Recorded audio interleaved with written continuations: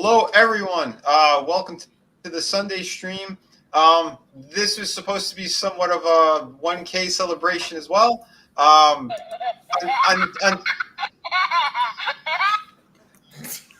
Until YouTube got me. Yeah, we had an awesome stream yesterday over on Walton's. Nerdrotic was there. Rogue Entertainment was just kicking all kinds of ass, I would say. And yeah, you guys got me like 60 subs, which was amazing. And then 5 minutes after the stream, they took like 25 of them away. Lube out of strikes nowhere. Again. I don't know what happened with that, but we're gonna try to get there again. Like I was literally filling out my AdSense, and then it's like, oh, they redirected me back, and I'm like, okay, shit. But we're gonna get there. I think we'll probably do it this week. But yeah, I want to thank everybody who did show up and gave a whole lot of love. Again, Gary from Nerdrotic, awesome dude. Yeah, we were doing a good job over there, I think. And yeah, all my rogue brethren, you guys just kicked ass. Speaking of we had an amazing stream. All the great panelists that were on, the amazing people that were in the chat, and well, I guess Walton too. Yep. He had like 250 people plus, I think, last night, which was great. But yeah, again, though, I want to introduce my panel before we go any further, and then I want to say hello to the chat for sure. My co-host Chris Fisk, how you doing, bro? Hey man, how's it going? Oh, actually, I shouldn't ask that considering the sub stuff. No. Aside from that, like I said, I'm still good. Like I didn't even expect to get this close to 1K. I'm putting up content all the time, during the week, but I haven't been focusing hard on like making like the new art classes and stuff yet because I'm working on Shadow of the Kraken. But if you're having a problem with focusing hard, Vinny, they do have a pill for that now. Oh, jeez. Boy, and the resident rogue asshole, Tommy in the Guinea Pig Collective. Hi, Tommy. Hey, everybody, what's going on? We're actually going to have a toy show coming up soon, I think this week on Thursday. Yes, this Thursday. Oh, by the way, since there is a toy guy in the crowd right now, Dean Knight, hail brother. This guy has an awesome channel. He does amazing reviews. If you guys haven't seen it, go check him out. Killer dude. I want to get him on here. I know the time difference is kind of crazy, but anytime you want to come on, even if you want to come on tonight, let me know. I could drop you a link, buddy. But yeah, he's great. He's over in the UK though. But yes, and we also have another amazing creator and an awesome person here, writer, and former doctor. So what's up, Doc? Adega, how you doing? There it is. Doing good. Congratulations on reaching the limit and YouTube spanking you. You know what? LuTube has always proven that they're going in without any kind of Vaseline. They're always screwing somebody. Mm-hmm. It's insane, guys. But hey, you know what? Like I said, I'm not worried. I know I'm going to hit it real soon anyway, probably this week. So that's all fine. I know it takes time anyway before you can even get monetized. I think it takes like an extra month or something from when you put in which you have to put in, which you got to fill out because they mail you something back, or I don't know. There's a back and forth thing that's supposed to happen. But like I said, we're almost there and it's all good. And I'll tell you what, as soon as Shadow of the Kraken is done and delivered, I will be getting it into people's hands, and then I'll be working on City of Venus 2. Plus, I'll be focusing more on the YouTube channel as well. So I am planning on doing a few more things on all of that. So yeah, it's going to be good. because I want to do, again, back to finishing the campaign, or finishing the project rather, and then running the campaign. Shadow of the Kraken is the first one where I didn't finish it yet, and then I launched. And I know most people, that's how they do it, because they're using the fundings to pay for, artists, writers, etc. But I'm a one-man show on that one, so yeah, I could do it a little bit of a different way. The only thing that's slowing me up right now is I have to take on freelance work, obviously, for to pay the bills and stuff. Because again, this money is not mine. This money is donated to me from you guys, so that money is going directly into the project. Like all the other ones before it, 5 campaigns done, fulfilled, and still active as well. By the way, Through the Woods, we're almost at 42,000 now, City of Venus is doing great again as well. Last night I did pick up a few more backers on that stuff, and like I said, the books go out immediately, so you know it right there. We have a beautiful, beautiful project in hand. I know you guys see it all the time, but got to give it the old knock. Hardcover book. We have standard comic books, all that great stuff. So I'm not going to get too preachy or pitchy tonight, but I probably will be leaving up these campaigns and kind of rotating through them. I think it's really awesome what we're doing here. Like I said, this is the indie side of things. We need to come together. We need to build things a proper way. That way, we have a replacement for what they're doing to the main characters right now, how they're destroying them. I'm sure you guys all saw on Wonder Woman Day. Now all of a sudden, Amazonians aren't Amazons anymore. Now I don't know, Tommy, Adega, Chris, when you were reading Greek mythology, were there anyone who wasn't a woman on the Amazon's island?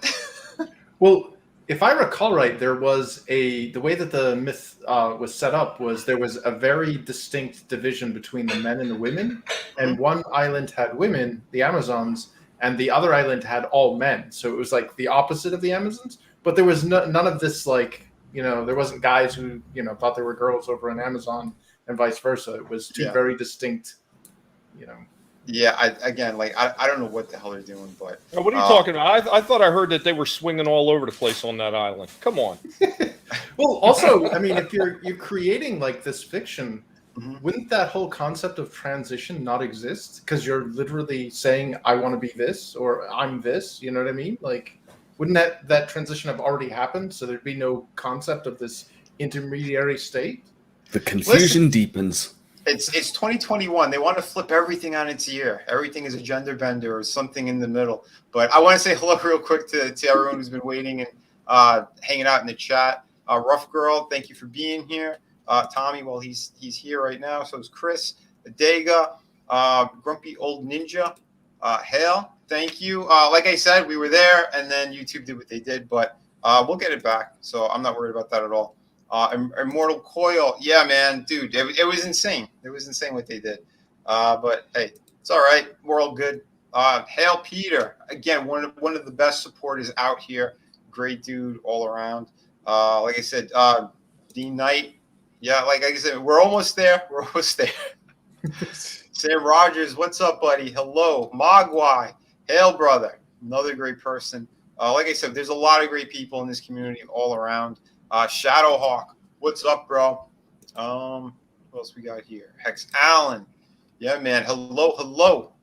I don't know if this is a troll account, but I seen them here and there. Hello, anyway. What else we got here? Slipstick, hello. Thank you, man. Thank you. Yeah, we're very close. Like I said, it's going to be a tug of war battle. I've seen it with a bunch of other channels as well. We get so close, or we get over it, and then the subs disappear magically. So again, who knows if it's YouTube or other things happening. Hey, what's going on, Kai? I seen Kai was in the chat as well. Another writer. Hello, Captain Trek. What's going on, Nice. Captain Trek? David Blair. Hello. Always sorry. good to see Parrothead in the chat too. Oh, always best memes. He keeps putting out the best stuff too. I found a couple of really good ones, and I need to swing by and I need to drop some over there. But yeah, man, hail Kai. Thanks for popping in as well. Yeah, I don't know. There's a lot of crazy stuff going on. Have you guys heard of what's been going on with the Fauci? There's a new hashtag. Ouchie.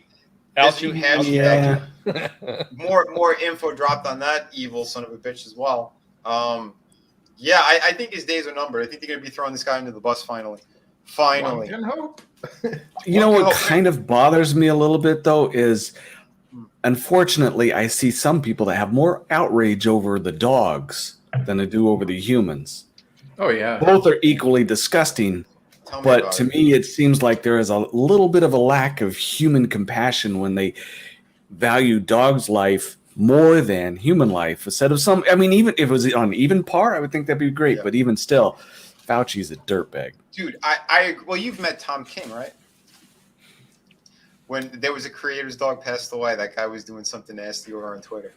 But again, this is how they are, right? This is how the writers and people are at DC and Marvel, and it's. I don't know why they're so in sync with politics and the scumminess that's going on around all that stuff. And yeah, Fauci, it's not really politics. It's a lot more going on over there. You know, they're getting caught red-handed.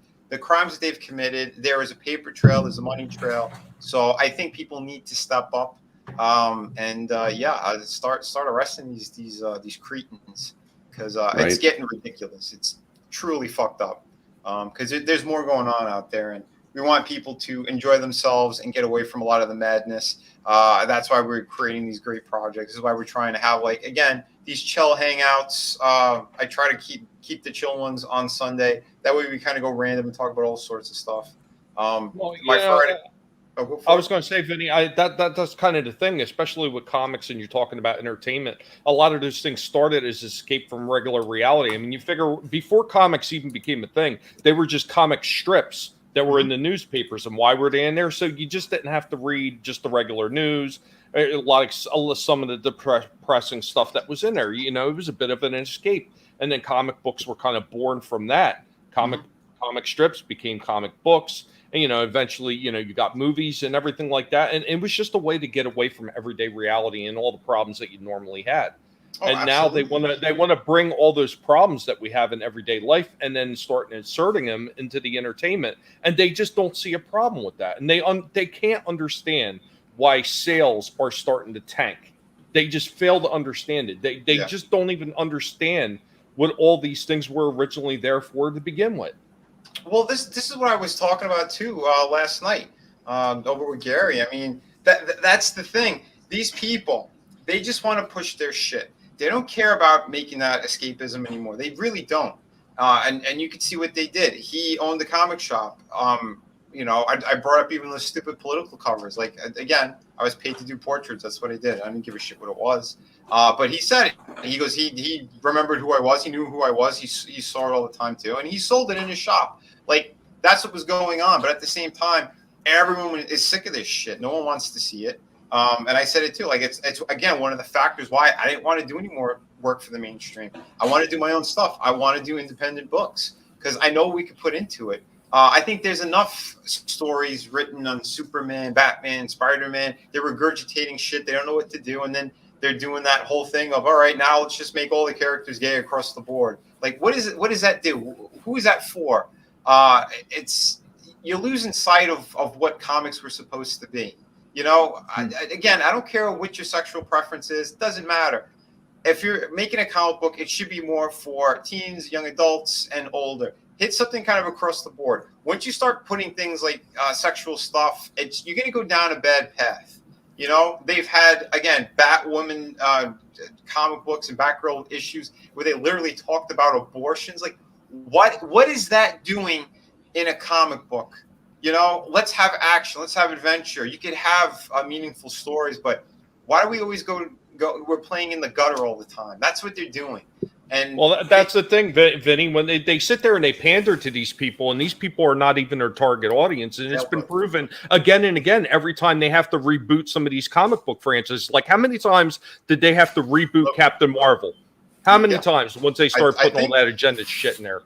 Like, literally, I think that book maybe 12 times they did like reboots on it and stuff. Like, no exaggeration, something like it was like a crazy number like that. And again, because they don't know what they're doing, and they destroyed it all. Plus, you take away her sex appeal. You put her in a big jumper suit. You're right there. You just lost more than half your audience. Because, again, that's the thing. I don't know why. In comics, they love to take away sex appeal. I think that's part of what kind of works and what sells. Because it's something a little bit extra, a little bit more, depending on what the stories are. Like, granted, I said just a few minutes ago, like, we don't need to have sexual stuff everywhere. But if your story has something natural in it, just like the diversity thing, if you can make it natural and flows easily, and it's just not something that we have to focus on 24/7. No, it's there to make things work and set the atmosphere. This book, I'm dealing with pirates. Well, guess what? During that time, prostitution was the only real entertainment that they had. So guess what? That's in the story because it's something natural to what it's supposed to be. But am I just going to have titties all over the place for the sake of it? No, it's specific scenes. Otherwise, you're going to be pulled out of the story. You know what I mean? You could have sexiness. Yeah. You could have nicely drawn women and men. That's A-okay. Go for it. But when you're going too graphic, I think that's when you lose reality, and you also lose that big audience, because that's the thing that I've noticed with a lot of indie books when I was doing conventions and stuff. If something looked kind of cool or interesting, or the story was there, if I thumbed through it, I just saw too much going on. That's like nipples on every page and over the top stuff. Like it doesn't work. Give me a story. Give me something where you could go over the top with action, perspective, play around. But I think a little bit more professionalism is going to make this work even better. And like I said, people's styles and projects are all different, but it's just here's the doctor speaking. Mm-hmm. Two things. One, and this one everyone should know pretty easily. One of our smartest guys in the past century and a half, Albert Einstein, and everyone knows the quote, you keep doing the same thing over and over, trying to expect a different results is a mark of insanity. And they keep pushing the same stuff over and over and over again, expecting people to buy it.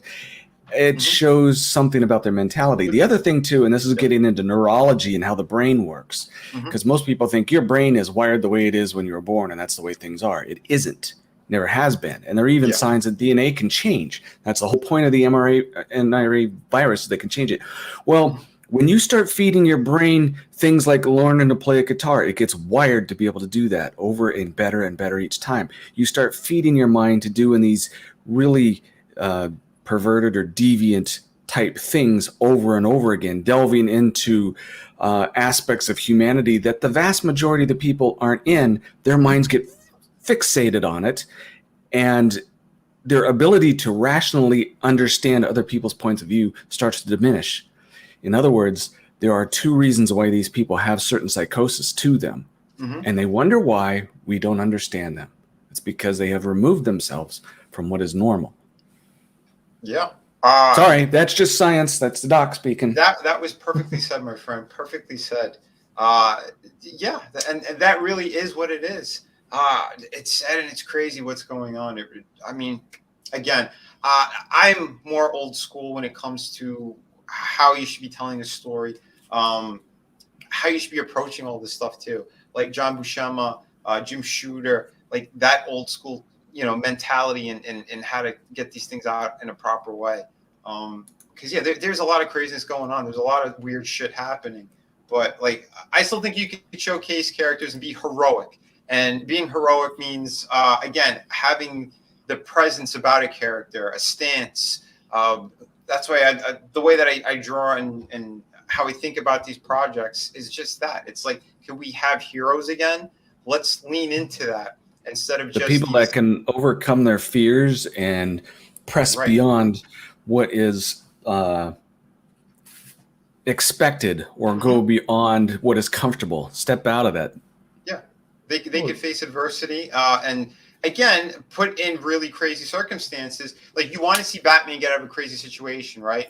But what do we know about Batman? He's human, and a lot of like the situations they put him in, it's like it's almost like the Houdini thing too. If he got captured by somebody and he's in prison, they're going to put him in the Joker always has him like in crazy death-defying moments of like, you name it, even like the cartoon, they did the whole thing with putting him in the Houdini tank, right? Like, how is he going to get out of it? All these little things. But we know that he trained, he studied. Like, that's the thing about Batman. He's mortal. But it's one of the reasons why the character, like, he lasted so long and people resonate with him, is because you want to see that with these characters. You want someone who's human, who could face something monumental and get over it, get past it, defeat it, and just keep moving forward. A lot of the times that imagery where they have him like without a shirt and he's got scars and bruises everywhere. They've done it in the movies too. It's like, how long could you keep doing this for? As long as it takes. We have to stop the evil that's out there. Like, put that kind of thought in your head, I think, when you're approaching these stories and things of that nature. And I think you'll have a much better tale, But yeah, get in there with layers of which you like. I love history. That's why I did a pirate book. Chris, he's got a fantastic project. This thing started out as a tabletop project, near and dear to his heart. He's been working on it for like 30 years and then decided that he's going to make books out of them. He's got a series that he's doing. This is his first comic that he translated it into. Like, this is amazing stuff. But again, it's things that he really enjoyed. And like, he wants to put his take on it. He wants to put his spin on this. I think it's something special. And I think more people should be aware of these projects. And that's why we push them all the time. That's why we're talking about this, because, again, it's up to us.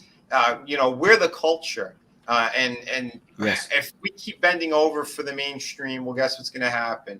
Our characters, everything that we've loved growing up, they're being destroyed. They disappear. They're disappearing. They're destroying them across the board. Luke Skywalker, one of the most hopeful and positive characters, became a hobo who's drinking titty milk on an island. Why? Did that have to happen? A lot of this stuff with the destruction of, like, what is canon and lore, it's been going on for so long, and it's been done kind of under the table, and has been a sleight of hand, and a lot of people might not notice what was going on. Like, even during like the Clone Wars, when Dave Filoni was working on it. He was taking a lot of the stuff that was already pre-established with some of these characters, and he was bending it and twisting it and making it to fit his own story, because there was a narrative he wanted to push even back then. And one of the characters that's been brought up lately has been Barriss Offee, who was the Padawan for Luminaria Unduli. Now, they have her interacting with Ahsoka, who's Anakin's Padawan. But here's the problem with that. If you even look back to Attack of the Clones, she was roughly the same age as Anakin and a Padawan at the same time in those movies. Okay. So how is years later, during the Clone Wars itself, all of a sudden she's even younger and she's still a Padawan? Like, there's simple things like that. They just take that stuff and nobody pays attention to it first, because most people are just so ready to consume, and they're so oblivious to what's going on with the story that they don't even notice it. Most people just don't even care, and they're like, "Oh, well, I just like watching it." But how could I never got? They don't care. They don't care. They don't care though, Vinny, unless it directly affects them with something they legitimately are invested in. Yeah. I do see that, and I do hear you, man. Because there's a lot of stuff like this I skipped on because it's either just too much or I came in too late. Like, I know, like the Clone Wars, that they made so many seasons, and then Rebels and all these. Like, I don't know all like the key episodes. I can't watch all of them. I have no time for that. I play some things like on streaming while I'm working, but at the same time, like, if it's really good, you'll hear about it, or people will be like, "Oh yeah, you need to see this episode, that episode, whatever." Like, I get it. But like you said, though, for the most part, they're putting people on who they either don't know the full canon, they make silly mistakes, and they get away with it because their heart isn't in it. And the people who are supposed to know, who are in production of these things, they don't seem to care either, or there isn't any direct connections with stuff.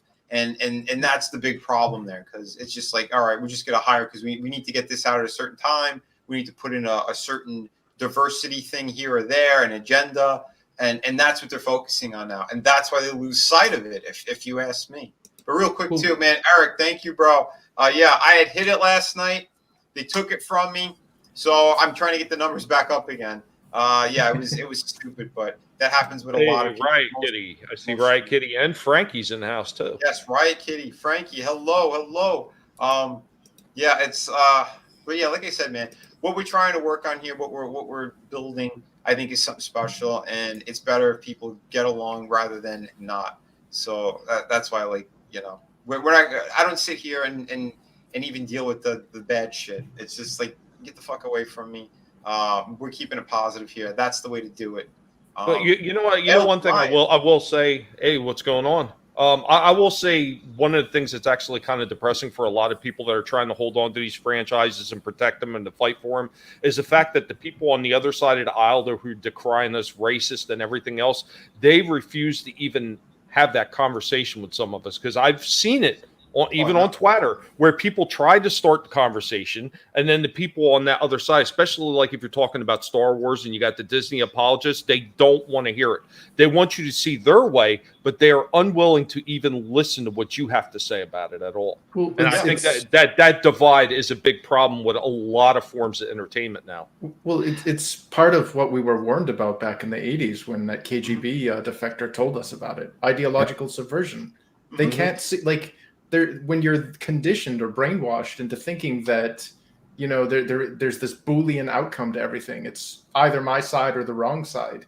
Yeah, everybody's the enemy. And that, I mean, when you're at that level of extremes, everything's just fanatical. Like, no human being has a mind set in stone. I mean, we're always willing to change our opinions of things.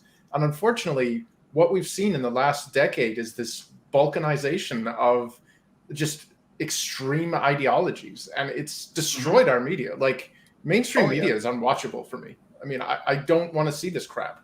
It really is. There might be a handful of gems you could find here and there, but like slowly but surely, like, they're trying to get rid of them. And that is. Well, Chris hit on something too.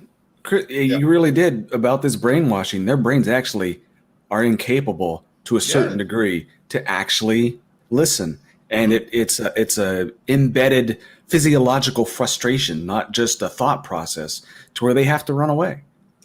It's the moment they're confronted with something that is, dissident to their thought processes or their dogma, they have no, like for example, somebody calls me a racist. Okay, fine.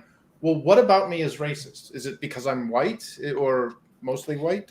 Is it because I'm, a guy? Like why? Oh, well, you just don't like to. And it's like, no, here's why I don't like it. And it's that, like, it doesn't register. There's no, like, that once the counter argument is thrown, they don't see that. They just hear, like, Charlie Brown's parents. And it's you're not making any sense, Chris. You're not making any sense. Exactly.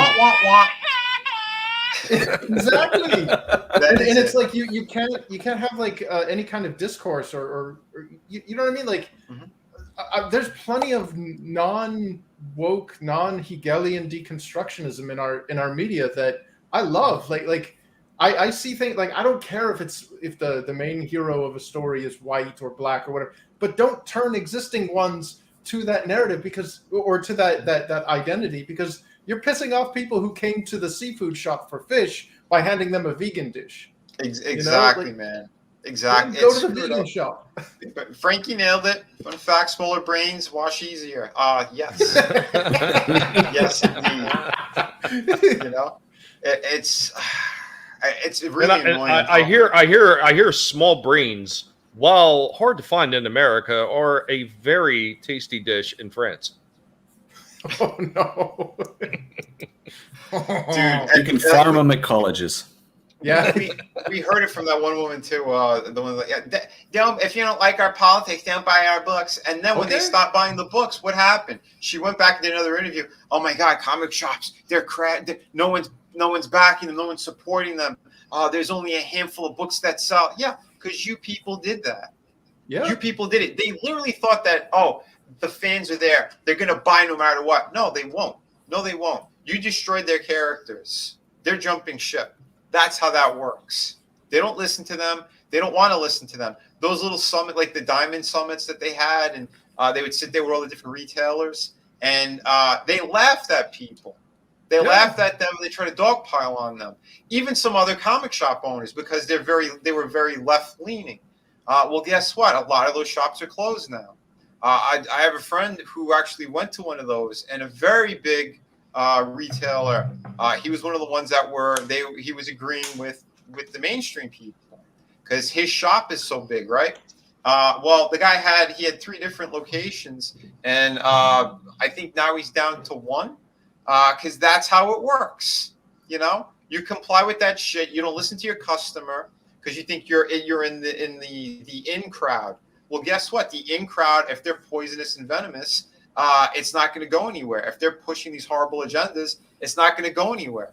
It's going to implode or explode in your face. And that's even if people were thinking about becoming new fans, like a lot of the younger generations, they've got to second guess what everything that they've been told. Now, what we have to really look into is this racist? Is it this? Is it that? And most of these people are actually intimidated by getting involved in a new franchise because they might be dogpiled on. Mm-hmm. They might be singled out and told that they're an ism or a phobe. You like Batman? Yeah. He's a rich 1%er. You're in a white supremacist. Exactly. Yeah. Oh shit. And Charlie got it right too. If kids don't learn about rights and freedoms in school, then they won't notice they're gone. And that's again why they're attacking the schools and going after the kids. I'm sorry, you terrorists. Parents are get what? my rage meter it's past my head right now. Are you shitting me? What happened to that one poor guy's daughter from someone? Oh my God! The boy who put on a dress and he went into the bathroom there in the girl's bathroom and took advantage of that guy's daughter. And they said that was a misdemeanor. A misdemeanor? What you did to that poor girl? And then what happened? They put an ankle monitor on him, and they try to shift him to another area. He did it again. Mm-hmm. And what did they do? They try to make the father look like he was a domestic terrorist attacking people. Wrong. I saw the interview with the father as well. And what happened was there was a woman who was antagonizing him and saying that I'm going to destroy your business because he had the name of his company on his shirt. And she was threatening him. And he goes, what the hell? What is going on? Someone put a hand on him. He didn't know who it was. There was a cop there or something too. He pulled back and they jumped on top of him. That's what happened. And they're trying to spin these narratives. Why? Because the media is tied in with all this. We know all the shit that they're doing. It's dirty stuff. And the majority of people know. That's why they keep trying to silence us. That's why they keep clipping our numbers and our channels and everything else. Because they want people to just shut up, comply, do the wrong thing, and think everything's going to be okay. Wrong. That's happened already in the past. And it ended very, very poorly. Yeah, well, look what happens when you just wait until it blows over. Well, we've been waiting, and it's been getting worse. Oh, yeah.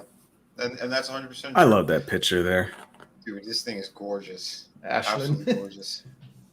If you want to go ahead, man. If you want to tell them about the project, too. I mean, we got it up while we're talking, but we are showing them. Well, oddly enough, and I always say this about like the stories is, I'm not preaching anything. I'm not trying to give a sermon with these stories. Right. But oddly enough, the original, like the story of the War of the Trees is basically, it comes down to like the trials and terrors of freedom at the expense of comfort. Mm-hmm. And it's odd how apropos that is today. There's this insurmountable force that these rebels are fighting against that they've been going along with their whole lives because dogma has just, beaten into their brains that, this is the way things are supposed to be. And then this one act of defiance was met with brutal reprisal that people started taking notice going, wait a minute, that isn't right. And it caused the War of the Trees. It started basically... Wait a minute here, Chris. I thought with the title War for the Trees, I thought this was like a war on Walton. You're telling me now that that's not what this is about? I feel bamboozled. Yeah, they're just trying to protect the virgin forests. Keep them out of the parks. There's a little garden gnome who's humping trees. Wrong, Tommy. That's the wrong story. Yeah.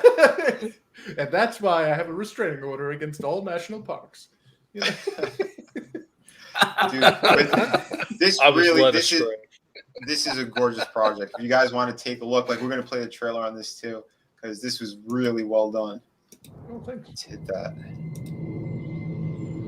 We were all innocent once. That time is no more. The illusions of safety and That's when assurance Walton are showed up. inexorably dispelled by experience. On the world of Asperia, the children of the gods were torn from their sanctuary of a blissful ignorance and unchallenged dogma. Eventually, everyone must grow up, even the eternally young. A single act of defiance set events in motion that would shatter the very foundation of existence. As the conflagration of a great war burned through the lands, unlikely allies rose from the ashes to defy extinction. The angered gods sought to rid the world of a blight that had befell their flocks. This infection was an unforgivable sin, the true knowledge of creation. Their wrath was cruel and merciless.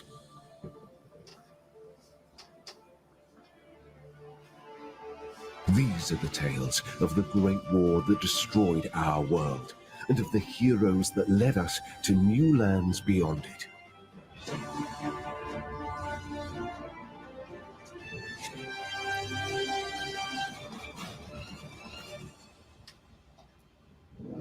Infinito Chronicles, the War of the Trees.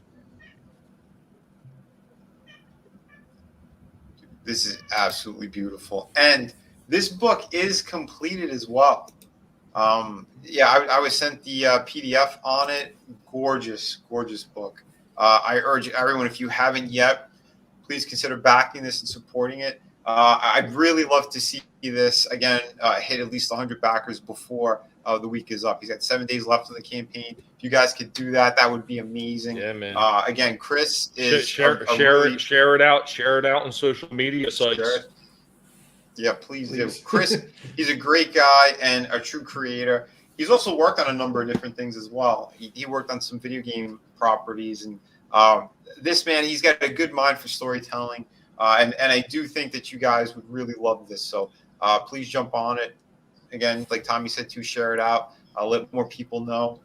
Because again, this is book one of would you say a 10-part series? Dude, yeah, the War of the Tree saga is 10 books in total, and it's kind of the origin story of one of the two factions of a greater war. So we basically there's two worlds in this universe that have sentient beings on it, or sapient beings. One is Asperia, which is where the Fae and the elves and the eldritch and all the magic and stuff exists. And the second world that we see later on is called Munadea, and that's more of like a mundane world, kind of like our dark ages of our own world. And there's no magic; it's all superstition driven. So we get to see kind of later on what happens when these two worlds collide. Nice, man. Dude, that's going to be killer. And I love that. I love big stories. And Frankie, yeah, he said, how'd you get Jude Law to narrate the trailer? Well, I'm sure Chris Tester, who narrated that, I'm sure he'd appreciate that. Chris, I have a question as far as the elves are concerned in there. Are they kind of like a lot of the other representations of the elves where they're not immortal, but they do have an extended lifespan? So initially, the elves are immortal by age, and they have never suffered any kind of betrayal of like disease or infirmity. And in order for their population to kind of be kept in check, if you've ever seen films like Logan or read books like Logan's Run, where they have the carousel where at the age of 30, they're kind of, kicked out of the gene pool. Love that movie. well, this society has, it's a matriarchal society where men are kind of regarded as expendable to some degree, where their names every like 1,000 years or whatever are placed into a lottery. And when that lottery is drawn, 7 names are pulled from it for something called the harvest, where the gods who walk among them ritually devour them, and they're removed from the playing field. And the elves are generally infertile, so it's all the wanton sex you could ask for. and they don't really get pregnant. And what kind of is the catalyst for all of this is that the story opens with kind of a baby boom, and that was not expected. And as we see later on throughout the story, the gods are kind of upset with that. Wow. That's awesome. By the way, yeah, Wookie, yeah. 5 minutes after the stream last night, YouTube did that to me. So it might also be people just trying to fuck with me. Don't know. But either way, like I said, I'm not crying about it because I know we're going to get those numbers up anyway. We're right there. It'll probably happen this week. But yeah, it's just it's shittiness. Yeah, it's not something to whine over, but it's definitely something to bitch about because you know what they've been pulling this just a lot more than subs. It's everything, whether it's watch hours, whether it's actual views on your videos, where it's people's comments getting yeeted off your freaking videos. You know, it's absurd behavior. Yeah, because they do that. Yeah, we've been seeing that. Like, you put up a video a couple days later, if you look, it could have like 20, 30 likes. All of a sudden, it's down to 1 or 2. And it's like, well, what the hell's going on here? Like, are they trying to hurt the channels on purpose? Like, what's going on? But, yeah, I don't know. It is what it is. Oh, I'm 10 away. All right. So, yeah, guys, we need at least 10 to hit 1K over on my channel. If you guys can do it, that would be great. Again, I have amazing content out there as well, especially for creators. If you're an artist and you want to either sharpen up your skills or learn, I have anatomy classes, storytelling classes I put up as well. Learn composition, all that stuff. The master class is what I have. It's all on a playlist as well, so you guys can click on it and see that. I have toy reviews because, again, my background is that it's in toys. I was a lead designer for McFarlane Toys. I did stuff for Toy Biz, Diamond Select, Randy Bowen. So, like, you know, I try to at least put my expertise on the figures that I review because I'm also a big collector. I've been collecting all my life. So, yeah, I review anything from, like, Marvel Legends to Hot Toys. I'm trying to get more stuff in there. I think I did 1 or 2 statues as well. But, yeah, like I said, it's a lifetime. NECA ones, so NECA, yeah, those monsters and things like that. I did a great review on this guy here. If you guys are fans of Frankenstein, this thing's pretty killer. So, like I said, we're gonna be talking. Me and Tom are gonna be talking about this soon. We have the channel the show we're gonna be doing. So you can check out all this great stuff. And I used to work with some of these guys over at NECA as well. Fun fact, a lot of them came from McFarlane. That's why the quality is the same as old McFarlane stuff. You know, because now Todd, he outsources mainly with China. Some things I think they do get a handful of sculptors to come in and work on certain aspects, certain figures. But for the most part, yeah, it's almost all outsourced. That's why you're seeing, like, he used to be very hands-on at first too. Oh, absolutely, man. See, that's the one thing. When I was working there, again, this is years ago, man. This is almost 20 years ago. Right out of high school, I started working over there at McFarlane. And the thing is, it was an art studio where you had the designers and you had the sculptors. They were in different departments, but we would talk, we would communicate, even the fabricators, the people who make the weapons and things of that nature that need to be machined. We all kind of come together and we would, like, figure out what these figures were going to be, what the line was going to be, and the aesthetic we were going to go for. It was mostly designers' jobs, which, again, that was my job, to kind of get that full feel of the line of what we were doing, and we would break it down from there. So, and again, they would take the designs too, and they would pass it around the sculpting department. So you'd have maybe one piece that you could say maybe 5 or 6 different people worked on. So, like, somebody was putting extra detail. So let's say someone they sculpted out the body and they got the shape down and the pose of the character. Then it would go on maybe to somebody else and they would start to put in, like, the details in the clothes. Then if it was like chainmail, someone might have specifically just done that as a job. There was one guy in there who only did, like, sports figures, shoes. And the guy looked like he wanted to put a gun in his mouth. He's like, why do I always be stuck doing this? He's like he was flipping out. They gave him a couple of other jobs here and there. I think they moved them on. They upgraded him to baseball mitts. Yeah, he wasn't someone who wanted to stay there much. He would only come in, like, maybe once a week. But then you had, like, again, the other people who were like making the monsters and things like that. And there was one figure in particular, one of the first ones I helped design, which was the sea creature. And it went from something that was kind of closer to the Universal Monsters Creature of the Black Lagoon, but a lot more scary in the face, the way that I designed it. Then we started going to like a mutated kind of look for him. Like I was drawing my ass off on this.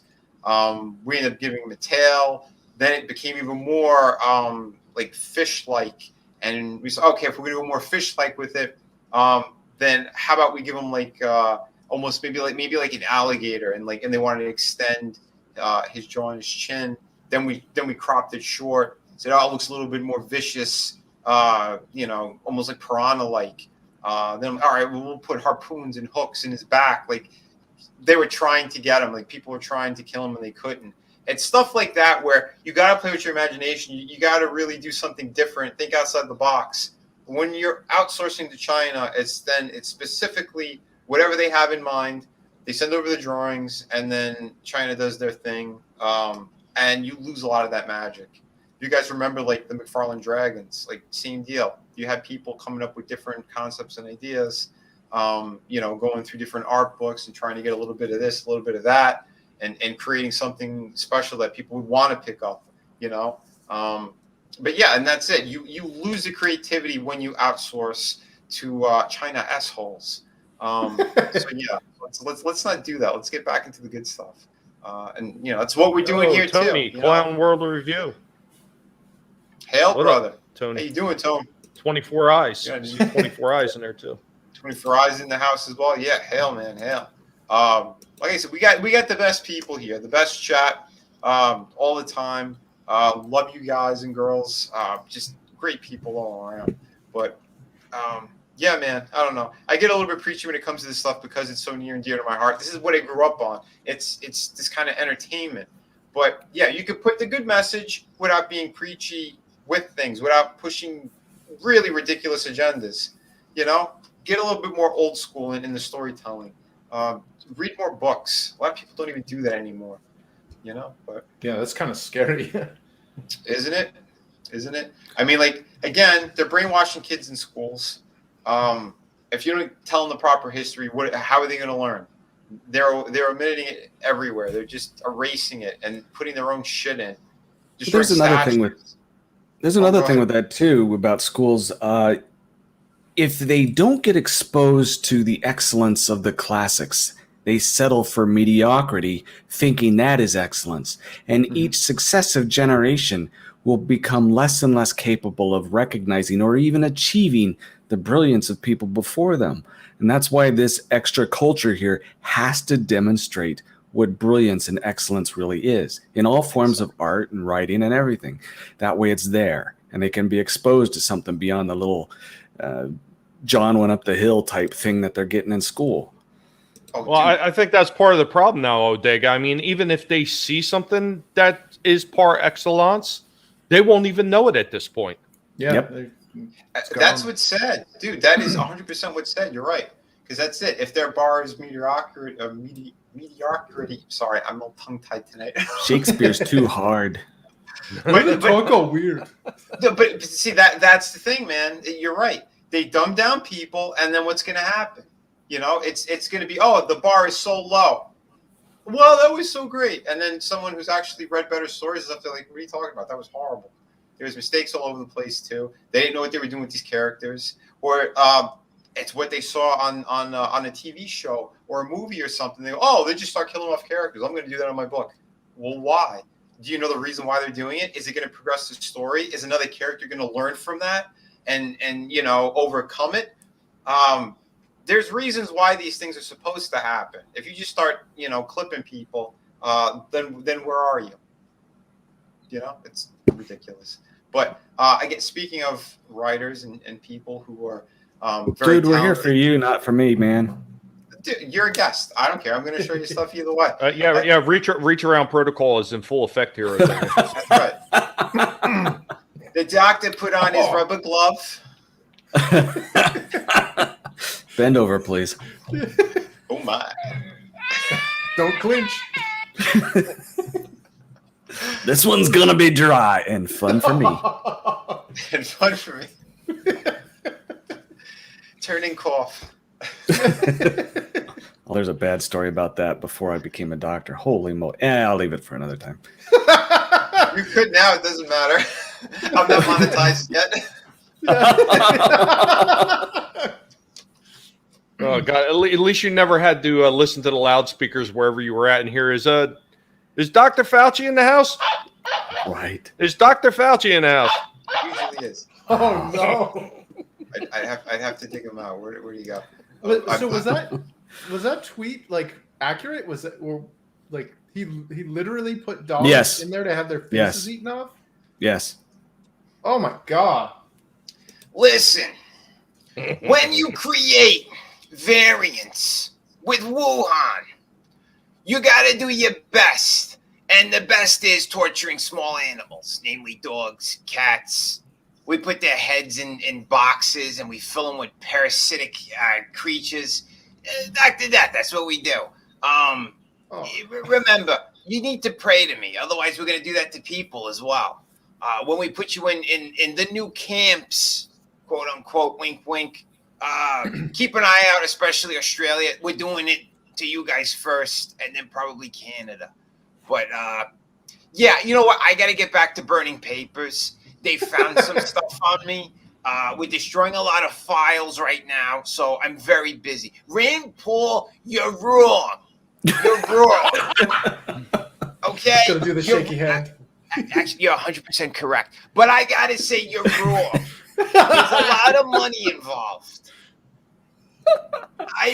No, actually, you're right. I am the virus. Listen, everybody, go watch my new movie. I hear it's doing fantastic. I think it's down to 1% now. That's how many people enjoyed it on the fans. The critics love it. We're paying the critics. It's a beautiful thing. Remember, drdeath.com. Get your prayer candles. Fuck that guy. He's a piece of shit. Globalist. All right? Infowars.com. Band.co. Jersey, it turns the frogs gay, much like the water in Gotham, turning all the Robins gay, all the Batwomen into lesbians.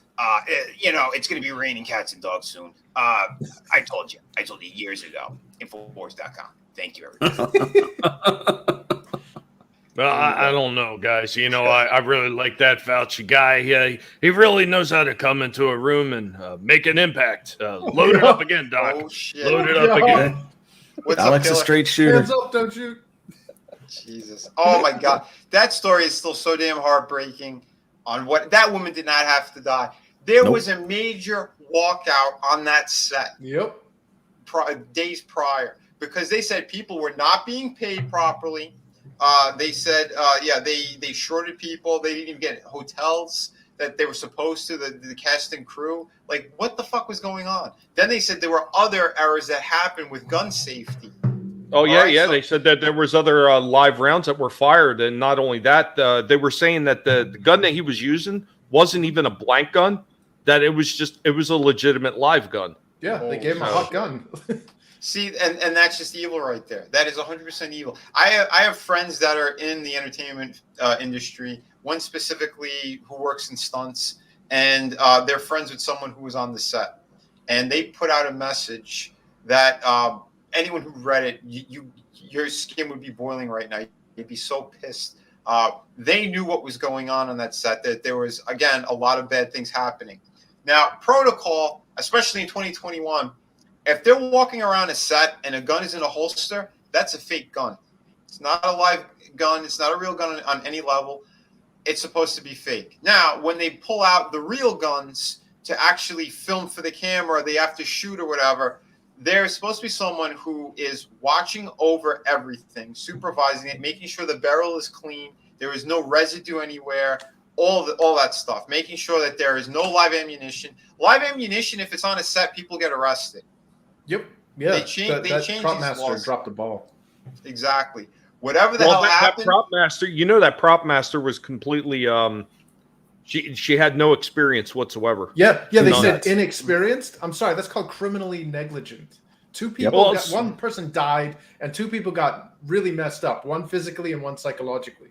Well, not only that, but I don't know if you guys had seen it, but there's a few like TikToks floating around that they're trying to claim that this is the lady. They were showing videos of her acting like an absolute tart, and I'm like, okay, that's the person that you put in charge of gun safety on the set. Like, really? Like, look what Mogwai said. So they were using the gun for target practice the day before. Oh my God! Really? Are you shit? Which means again, live ammunition. They know it's a real gun. They know it's a real gun. No one cleaned it. No one did anything properly. And I'm pretty sure it's what are we looking at? 99% now that it was actual live ammunition in that fucking gun. Mm-hmm. What was that pass through? Because they said it went through the woman and hit the director in the collarbone or something. Oh my God! Okay, did you hear the other story that's actually tied to the cinematographer? No. That she was supposed to be working on a report or a movie or some kind of special about pedophilia in the industry. Are you shitting me? No, that article just came out recently. Wow. That's a hell of a coincidence. Yeah, isn't it? Isn't it? Well, look, they did the same thing to Chris Cornell and what's the guy? Was it Lincoln Park? Oh, really? The two of those guys. They were working on a documentary about that topic. And both of them very, very close to one another's deaths. And again, the guy came off the stage. Chris Cornell came off the stage with Soundgarden, went to his hotel. They said that he put one of the workout bands around his neck and hung himself in the shower. Yet, his body, when they did the autopsy, he had a major contusion in the back of his skull and 7 to 9 broken ribs. How does that happen? You don't get that. It's the air. When you're swinging in a certain way, when you're hanging like that, the air beats the tar out of your guts. That's a doctor speaking. Right. You can ask Fauci; he'll tell you the same thing. Yeah. We know what it was. It was autoerotic asphyxiation, and he went a little bit crazy with himself at the end. Dude, it's bullshit.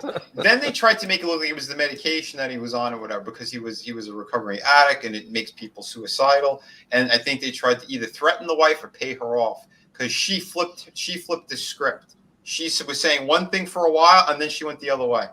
So wow. and they had 2 little kids. So I'm sure whatever she did is to probably save those little kids.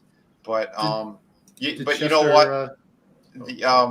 Adega, you believe you were right. Again, I agree with you as another doctor and a specialist that even when I worked on and helped create ads, that's how he called it. Remember, you could catch it from toilet seats and specifically fat women with blue hair. Okay, I'm a doctor. Trust the science. You guys, you got to listen to this guy because you want him shooting you and not me. Yeah. It's too many shots everywhere, right, guys? Holy hell. The doorknob suicides. What? Yeah, dude. And I know that's what they said too. Anyone who's gonna uncover things, they always make it look like it's a strangulation or a hanging or something. It's kind of like code in that world, from what I've heard. From other people who are kind of in there was a string of them. Like that was the same thing with David Carradine. They said same thing. Yep. Yeah, but I don't know with that dude. Wasn't he always a freak anyway, the guy who was Corbin, the chef who was doing tours around the world? Yeah. I think he was one of them as well. Oh, he might have been. I know his girlfriend was involved in something too. Yep. She was with a young kid or something. That's right, because he went to the island as well, and he had a lot of dirt, they said, on the Clintons. Mm-hmm. So do you remember that Bill alone. Gates' PBS interview where, is there any lessons you've learned from this or whatever? And he literally says, as the most sociopathic way possible, well, he's dead, so, and it's like, was that like a Freudian, like, did you forget that you were on the air and you just said, like, you basically just said, yeah, the dude's dead, so he can't spill the beans anymore, so fuck him. Yeah. I saw that. You're right. But that other sick piece of shit, holy crap. That guy, he's wanted, I think, in 3 or 4 different countries right now. Oh, yeah, India kicked him out. Yeah. If he steps foot over there, they said they're going to, I think, prosecute him for genocide. All the people he got, that Pakistan, they want his head. Oh, wow. Yeah, there's a few places. Parrot Head. He says Robin Williams used his belt to get off. See, with him, I heard two different things.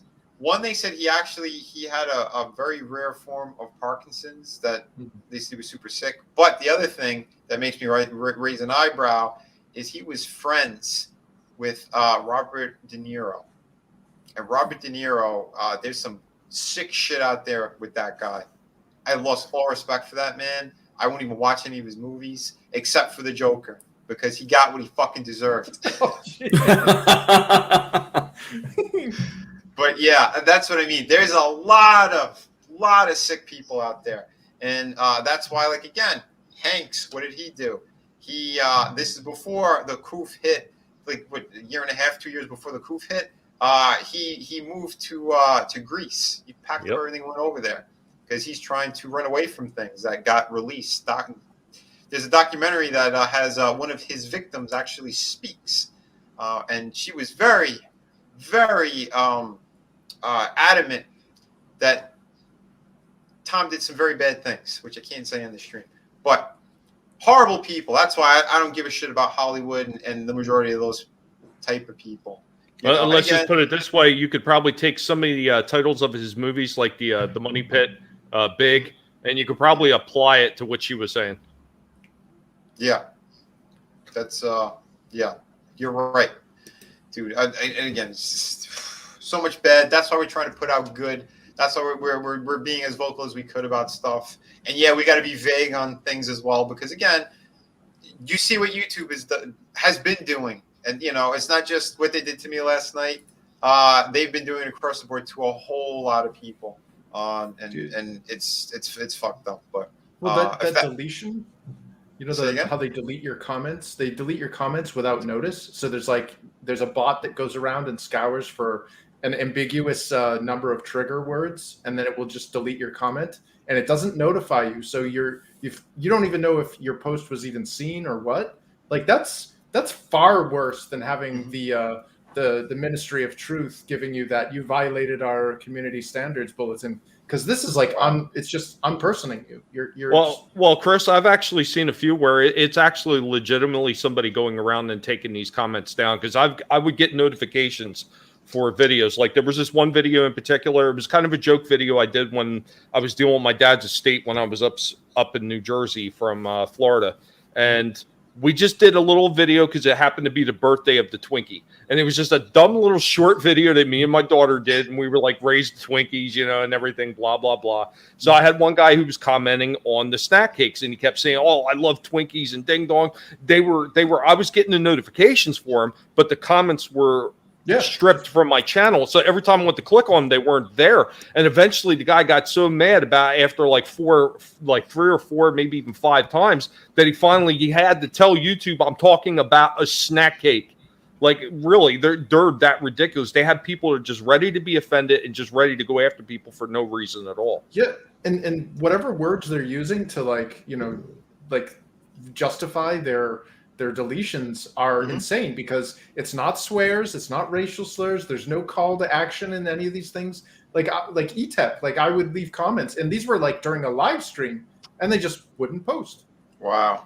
It's like, what the hell? Like the mods don't even see them. What? No, Chris. Here's another one. I'll give you another example. You know, where, like I'm saying, it's not just the bots too. And I was on a couple different people's live streams, and the comments would come through. I would see them for a few seconds, and I would see that they were just saying, goodbye to everybody. It was just a person's name, and they were saying goodbye, like take care of everybody. And the Google moderator would come through the live stream and just swipe it and take it. Wow. Like for what? For what? Like I was sitting there as a moderator. There was nothing I could do about it, because, you know, the Google moderator, I've even seen them take away the channel owner's comments out of the damn chat. I was like, you got to be kidding me. And so I'm sitting there like just going back and forth with this moderator, just throwing like insults at him, trying to get a reaction. Finally, I did get a reaction. It took a while, and it was a nice little phrase that I sent him. I said, the Google moderator licks dirty taints and licks taints and sucks dirty anal beads. And that was the one that had the Google moderator stripping my comments from the chat. Wow. Tommy, watch out. With all that sexy talk, you might summon Fauci again. Oh no. Dude, it's insane. And yeah, well, Yeah, I don't know. I heard a bunch of crazy stuff with Hanks, like, that he was off or whatever. But I have no idea. All I know is that he did leave the country, and I know like his wife popped up by herself in a number of different venues. But don't know, don't really care. I just think that the guy needs to be arrested or something because these people are really, really sick and demented. There was a whole documentary too on somebody who called him out in Hollywood and they offed him. And where the guy got offed, Tom Hanks went to visit that spot, and he took a photo on his Instagram. He since took it off, but because he had a weird series of things he was doing on his Instagram where he was like taking photos of random gloves in the streets and all Socks, crazy places and socks. Hell? There was one was that code. was code for shit. But there was one where he said this is a memorable spot. And it was a cap with, I think, the letter E on it or something. And it looked like blood was underneath it. And that's literally the name of the guy who called him out. He went to visit the spot where they threw him off of a bridge onto oncoming traffic. I mean, where he committed suicide. Holy crap. Yeah, and he went, oh, this is a memorable place. And it was like in Arizona or something. And it was like the guy's name was Cappy, his last name. And that's what Cap E. With the blood underneath it. You tell me that's not him gloating that the man was killed? Wow. I mean, not that I'm a serial killer or anything, but like, if I offed somebody, I wouldn't go around bragging about, like, you get away with it. Yeah. You move on. You hope They feel they're untouchable. Yeah, exactly. This is like narcissism.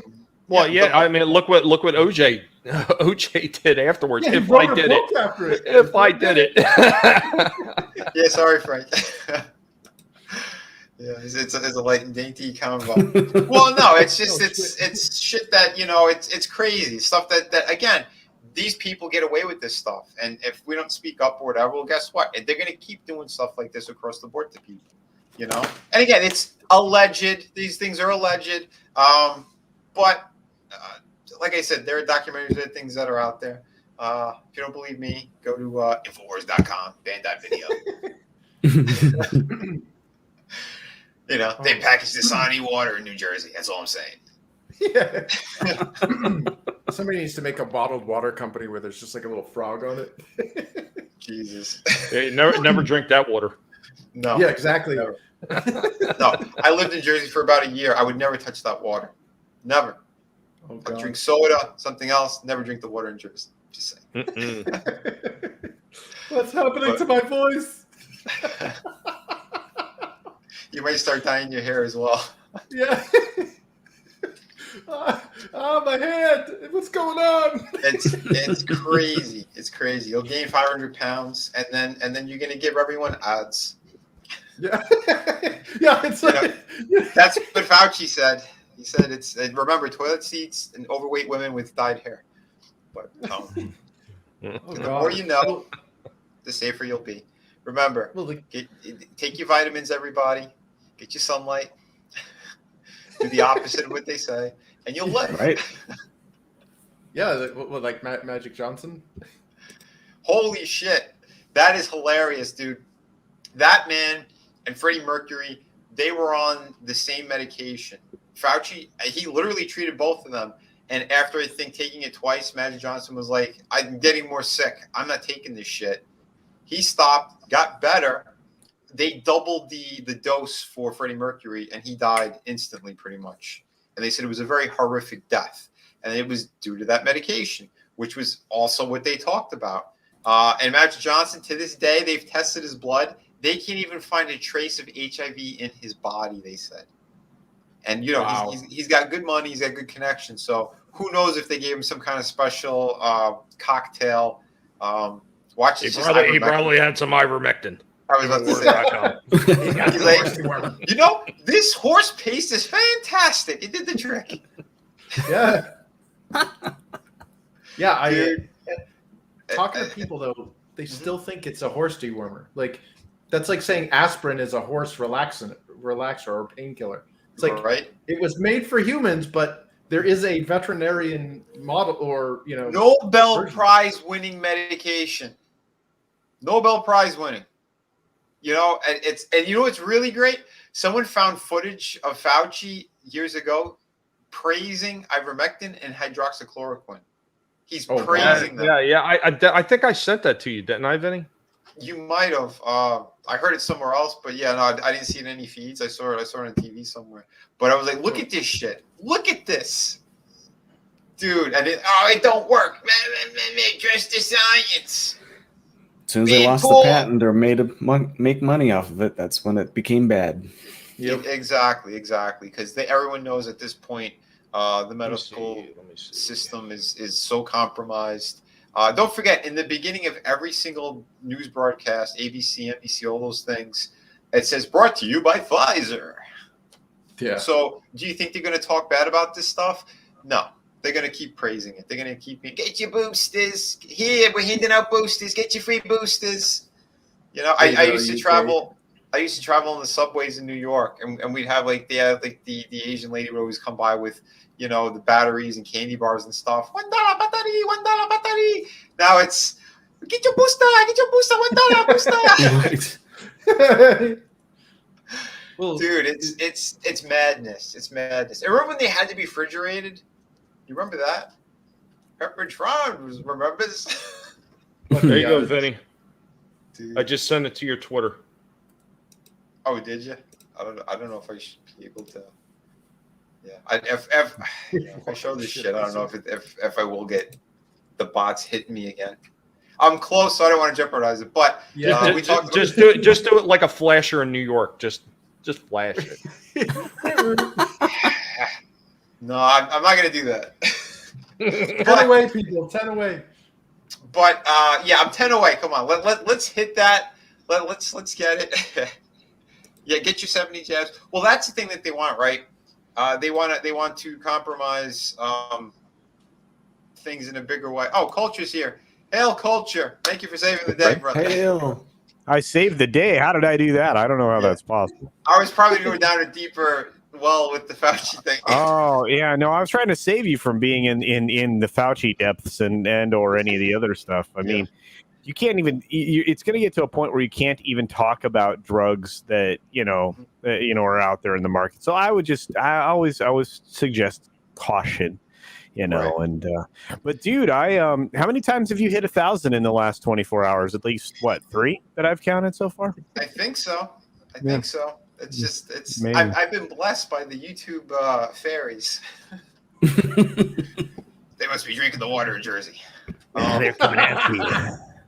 No, it's crazy, man. It's madness. I'm skating. I'm very close to the edge all the time with this Fauci shit, but at the same time, it's like the stuff that I talked about is on mainstream news as well. It is. They've already said this stuff. I think he's down to 2 days left, so he's burning those files as fast as he could. He's erasing. Oh, dude, he is cooking. Dude, he's not even burning them, man. He's like cooking whole buildings worth of stuff, man. Yeah. This is a guy who's been wrong every time he's spoken publicly, from the AIDS epidemic all the way through today. And the fact that the establishment realizes just how exposed he is now. They're the ones who leaked out the story about the dog stuff. So let's not confuse ourselves. Let's not be tricked into thinking that wasn't something that's just put out there in the world. Culture talking about Fauci like that. I think you kind of missed the mark, buddy. I think you missed the mark. What mark exactly was that? You the skid mark. No. Walton left that earlier on Culture Stream when he's not in with him and with the Lightning. Yeah, Wookie's right. We should talk more about meth. And we should. I mean, there's a lot of YouTubers out there powered by meth. You see them out there. Sometimes they're impersonating trees or animals of some kind, or I'm just well, they might be actually impersonating Jesus. I don't know, Vinny. Have you seen that? I don't know about you're that. Wrong. Culture, you're wrong. Okay. Buddy, you're wrong. Okay. I am Jesus. I am Jesus. No one's impersonating him. I am. You need to pray to me. otherwise. Here's the weird thing. So people are pulling their children out of school right now because they don't want their children to be indoctrinated into this system. In 2020, they lost somewhere between 1 and 3 million students. In 2021, it's the same. They're losing another 1 million to 3 million students across the country. You have cities, just cities alone, for example, like San Francisco, that's going to lose $35 million in student funding because of the loss of students. There's a reason for this. And, Charlie, you're not wrong. They definitely want, hey, what's up, Frankie? They definitely want customers for life. And Adega, being somebody who's participated in the medical field, no medical. Don't confuse me with that. Okay, nasty stuff. Somebody who's participated in the healing arts. How's that? There we go. Thank you. Somebody who's participated in the healing arts has actually seen firsthand that there is incentive to treat rather than cure. And we have entire industries built on giving you a pill, giving you a pill, giving you a pill. Yep. So, and that's, ultimately what this is going to be boiled down to. And the problem is that, you had a Pied Piper. He was in the executive office for 4 years that was telling you what was about to happen. He wasn't wrong. But you know what? And the other thing, I want to guarantee this, that the official Trump campaign for 2024 is actually 100% behind Shadow of the Kraken. Just gonna say that. Absolutely. It's Absolutely. truth. Yeah. If you guys haven't yet, please jump on this one. I urge you to. I am doing some of the best work to date on this project. I'm doing time-lapse inking. I want to give more people updates too. So, November 1st or 2nd, I think I'm going to pop up another one for you guys. This is what it's about. We talked about it earlier too. We want to give escapism again because we talked about it earlier as well. That that's kind of where comics came from. It's that escapism that the world was going to shit. People want to read things to characters that are hopeful, stories that are hopeful, and just get lost in that great stuff because there's too much madness going on right now in the world. And again, putting out I think a 50-page amazing story for you guys. That's what it's about. That's what we're doing here. And like I said, you're going to get action, adventure, some nasty stuff as well here. But it's right in line with the pirate story. I think you need all these great elements. But yeah, it's something special. I've been working on this thing, the story at least in concept artwork for like around 3 years, while I was again running and fulfilling 5 other campaigns. So I've been very busy with all this stuff. And like I said, I'm on the last act of the book now. I'm looking at the first quarter of 2022. It's probably going to be the fulfillment is going to be around then. I'm very proud of what I'm doing with the work that I'm putting into this. And I promise you guys, you should be. I am actually actively reaching out to Axel Braun to get the adult version of this comic out to the world. Keely Chow's going to be very happy to hear that. Yeah, he has been he wanted a porn parody, and I said, no, we'll just do a porn version of this. So, I made very special contact with Lord Long Dong himself today, Lethal Lightning, who has a close personal relationship with Axel Braun and many of the actresses that he's worked with. I guess, for him, a close personal relationship sometimes can be about 6 feet, based on what I've heard.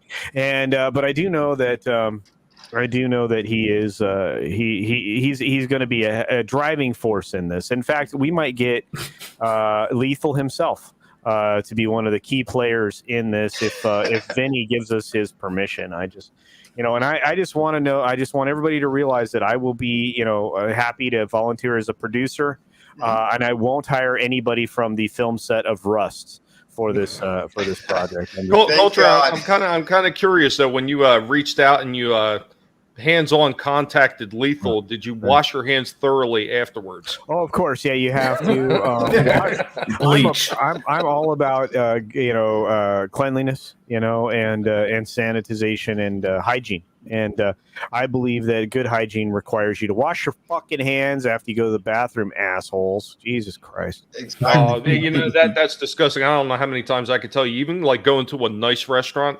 And when I say nice restaurant, I don't mean something like Red Lobster. I mean an actual real nice restaurant. And you see those people come out of the bathroom. Nope, they ain't doing it. Like, seriously. Yeah, it's disturbing, man. It really is. Yeah. And that's why a lot of people get sick. I mean, let's face it. Especially doing the convention scene, dude. I was busting out hand sanitizer all the time.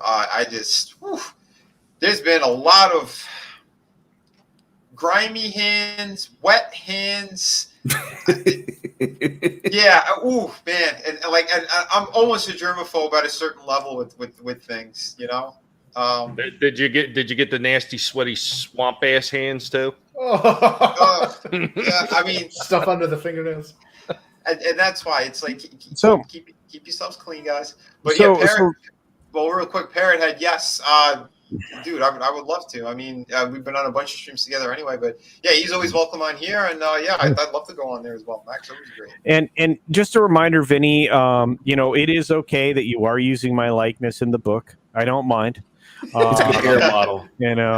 He's very heroic. I am incredibly heroic. It's that hair, man. Definitely, it is. Definitely has culture hair. I just want to say, I just so everybody knows it's okay. He did. I'm a beautiful person in the book. Just remember, and it's okay. And you're a beautiful person in real life. Culture is awesome. You've helped so many people, and you've given so much great advice to people as well, just across the board.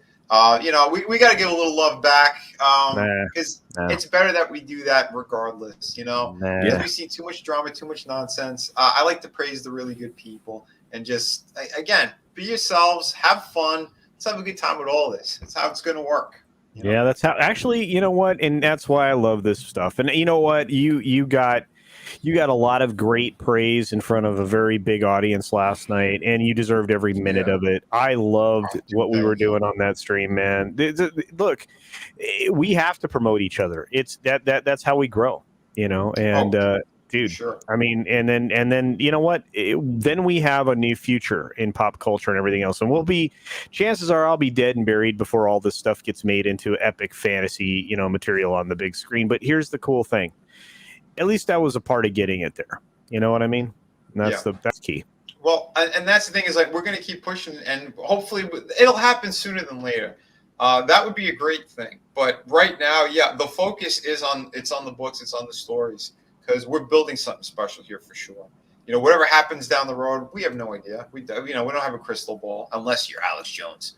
But again, those documents were out there. Read the white papers and all that, but no, but seriously, like, again, that's why I have like a library of books already. I have more planned. My brother Frank and I, we have another really killer project after City of Venus 2. I can't wait for you guys to see. It's a one shot, but it's going to be a substantial book. Really, really great stuff, and we're jumping genres, we're playing around, but also connecting a lot of this stuff because want to make sure that it is a tangible universe, that it's not just something half-assed. It's well thought out. It's planned in a good way. I don't put as much work into these things just for the hell of it. No, I want to make sure it's going to be something that's going to sit on a shelf and people will be very proud to pick back up and go, holy crap, I read this thing a dozen times already this year. I'm going to read it again, pass it on to my kids. It's stuff like that. That's why you got to put out the quality. And what I was saying last night too, I mean, I always mean it. I don't just preach it. I live it. This is my world. It's these books, it's these characters, and it's connecting with people in a good way. At those conventions, again, I never worked for Marvel or DC. Well, not Marvel technically in the toy side of things, but like I didn't get that opportunity. I was screwed out of it. But at the same time, I had lines out the door at a lot of these shows. Why? Because I'm willing to listen to people. I'm willing to talk to people in a good way. And people aren't just a dollar sign to me. They've never been. I'm also a fan, and that's where I came from. That's why I left the mainstream, because I hated how people were being treated. And I was getting that message across yesterday as well. And I got to say another big thank you, especially to Stephen Walton, to Red Gaze, to Gary, to Culture, everybody who was there and spoke on my behalf as well.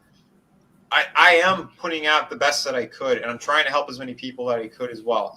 I'm 3 years in on specifically in these circles.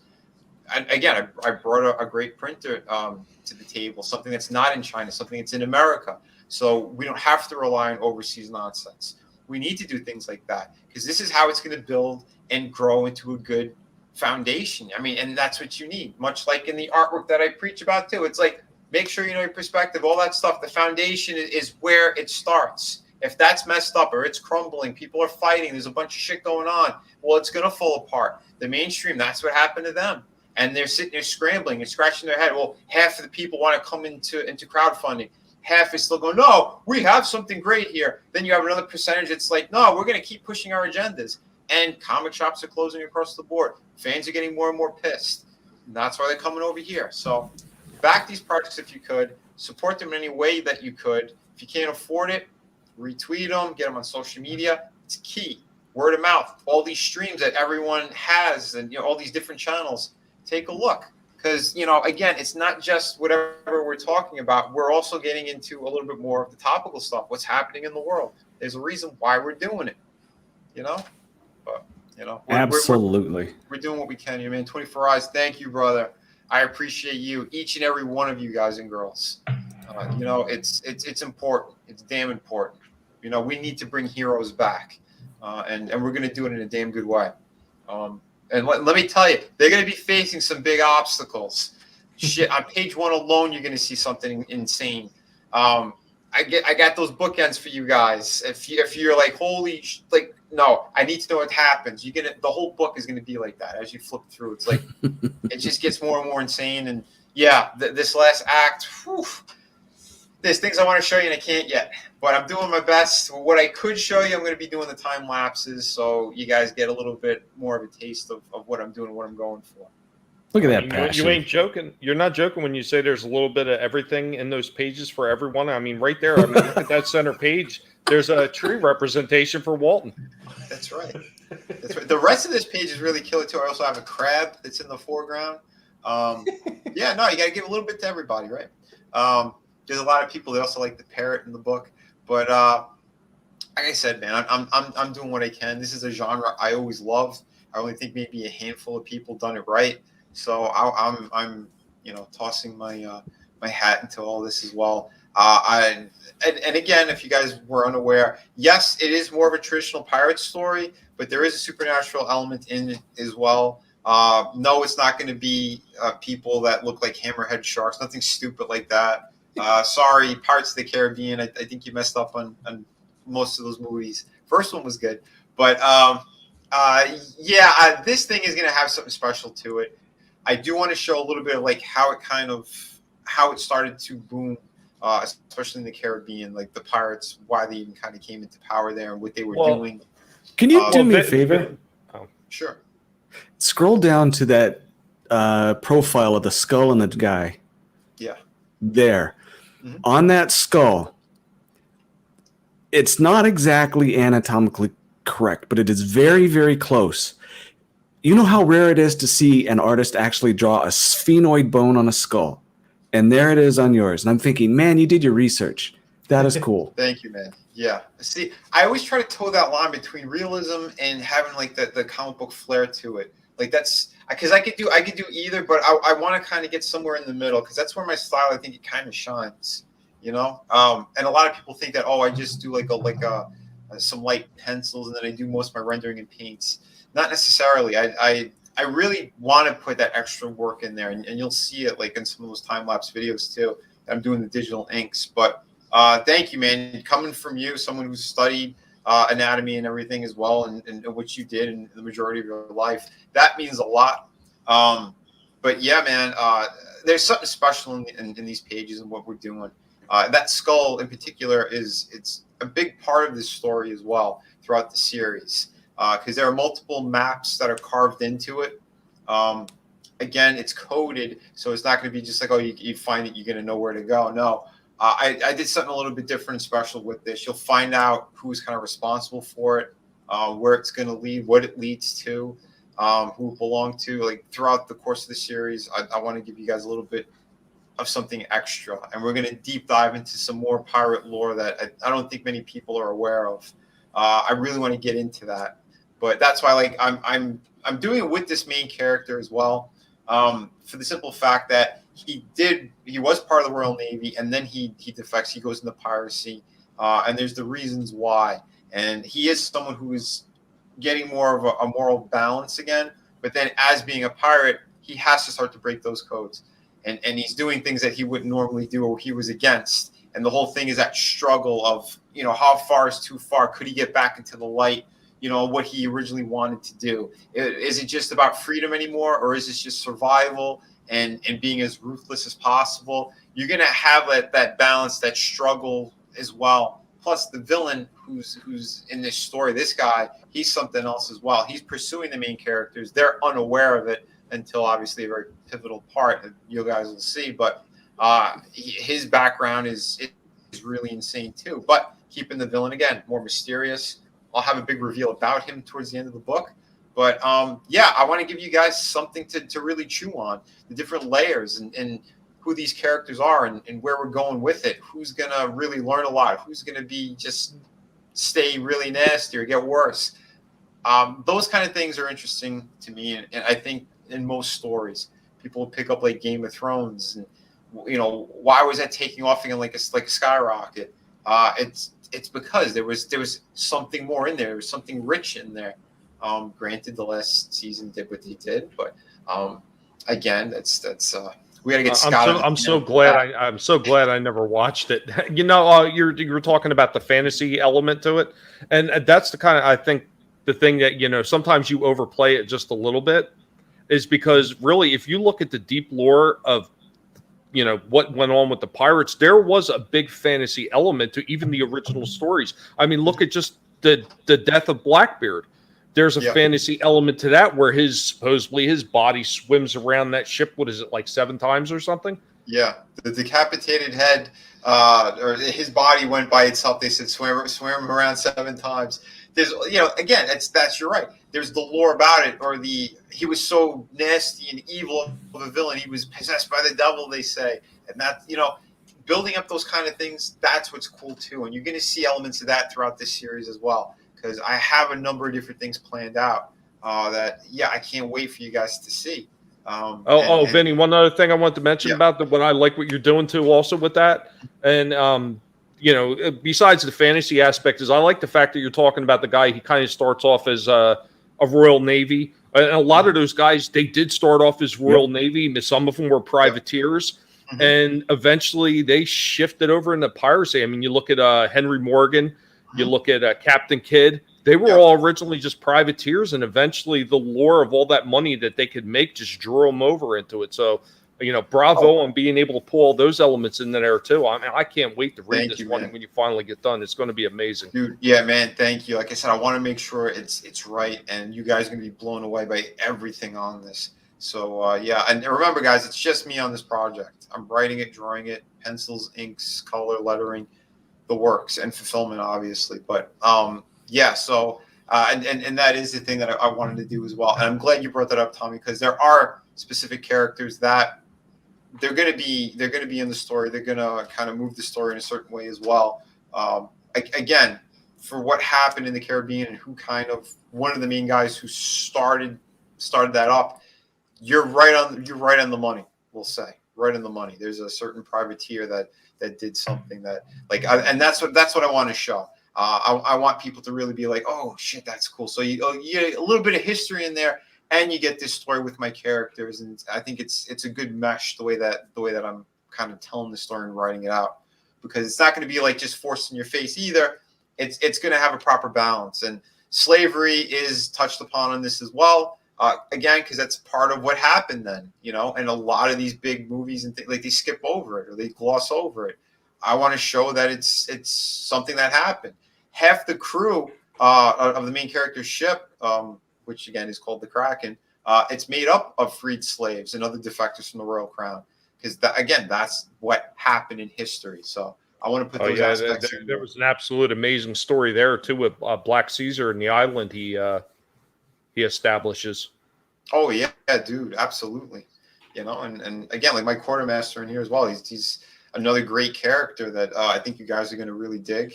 And again, what happens to these characters is going to be pretty damn awesome too. And again, like my number one issues are usually like kind of like where I want to show you the world, we'll keep building up, and then we just get bigger and bigger and bigger. Because all the stories I have in my head, and even with my brother Frank, we're working on other projects, they're gonna be monumental. They're gonna be like, holy shit! If you didn't get it, you're gonna be kicking yourself in the ass. We'll just put it that way.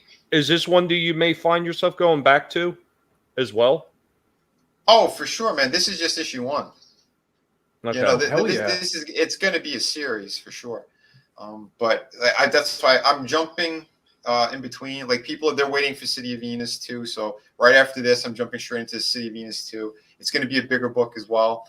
All my books from here on out are 50 pages minimum. That's what I want to do because I listened to the fans. They wanted more. They thought City of Venus again. It's like a standard 32-page book. They wanted more because I did leave them off on a big cliffhanger, a very big cliffhanger. So people have been waiting. So I want to make sure that you guys are going to be very satiated when you get the second issue because it's something special too. That book I got a little bit of science, superhero. So the only one that you have right now that's a completed story would be Through the Woods.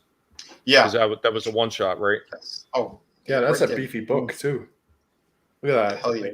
It was 3 single issues, and we put it together because when people started picking up my other campaigns, they kept asking because they missed Through the Woods. It was my first campaign.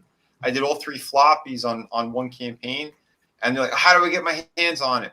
So we had like a box that still had some floppies. I ended up putting it on the campaign. This was just supposed to be a regular trade paperback. But people were like, this looks too amazing. And I said, okay, guys, what else would you want then for like stretch goals? And a couple people mentioned hardcover would be awesome. So I went, all right, hell with it. At crunch numbers, I got as close as I could where I wouldn't lose my shirt completely. I'm like, all right, if we hit this number, we'll do it. And yeah, guys and girls, man, you got me there. You got me there before I went in demand. And then going in demand, thankfully, we made a lot more, and that was a huge help. But again, because I listened to the fans, and I made it an oversized book. So that book is more of a European standard size. Yeah, it's big. Yeah, it's bigger than your regular comic book. But again, you can see the artwork a lot better, the story, the way that we kind of told it.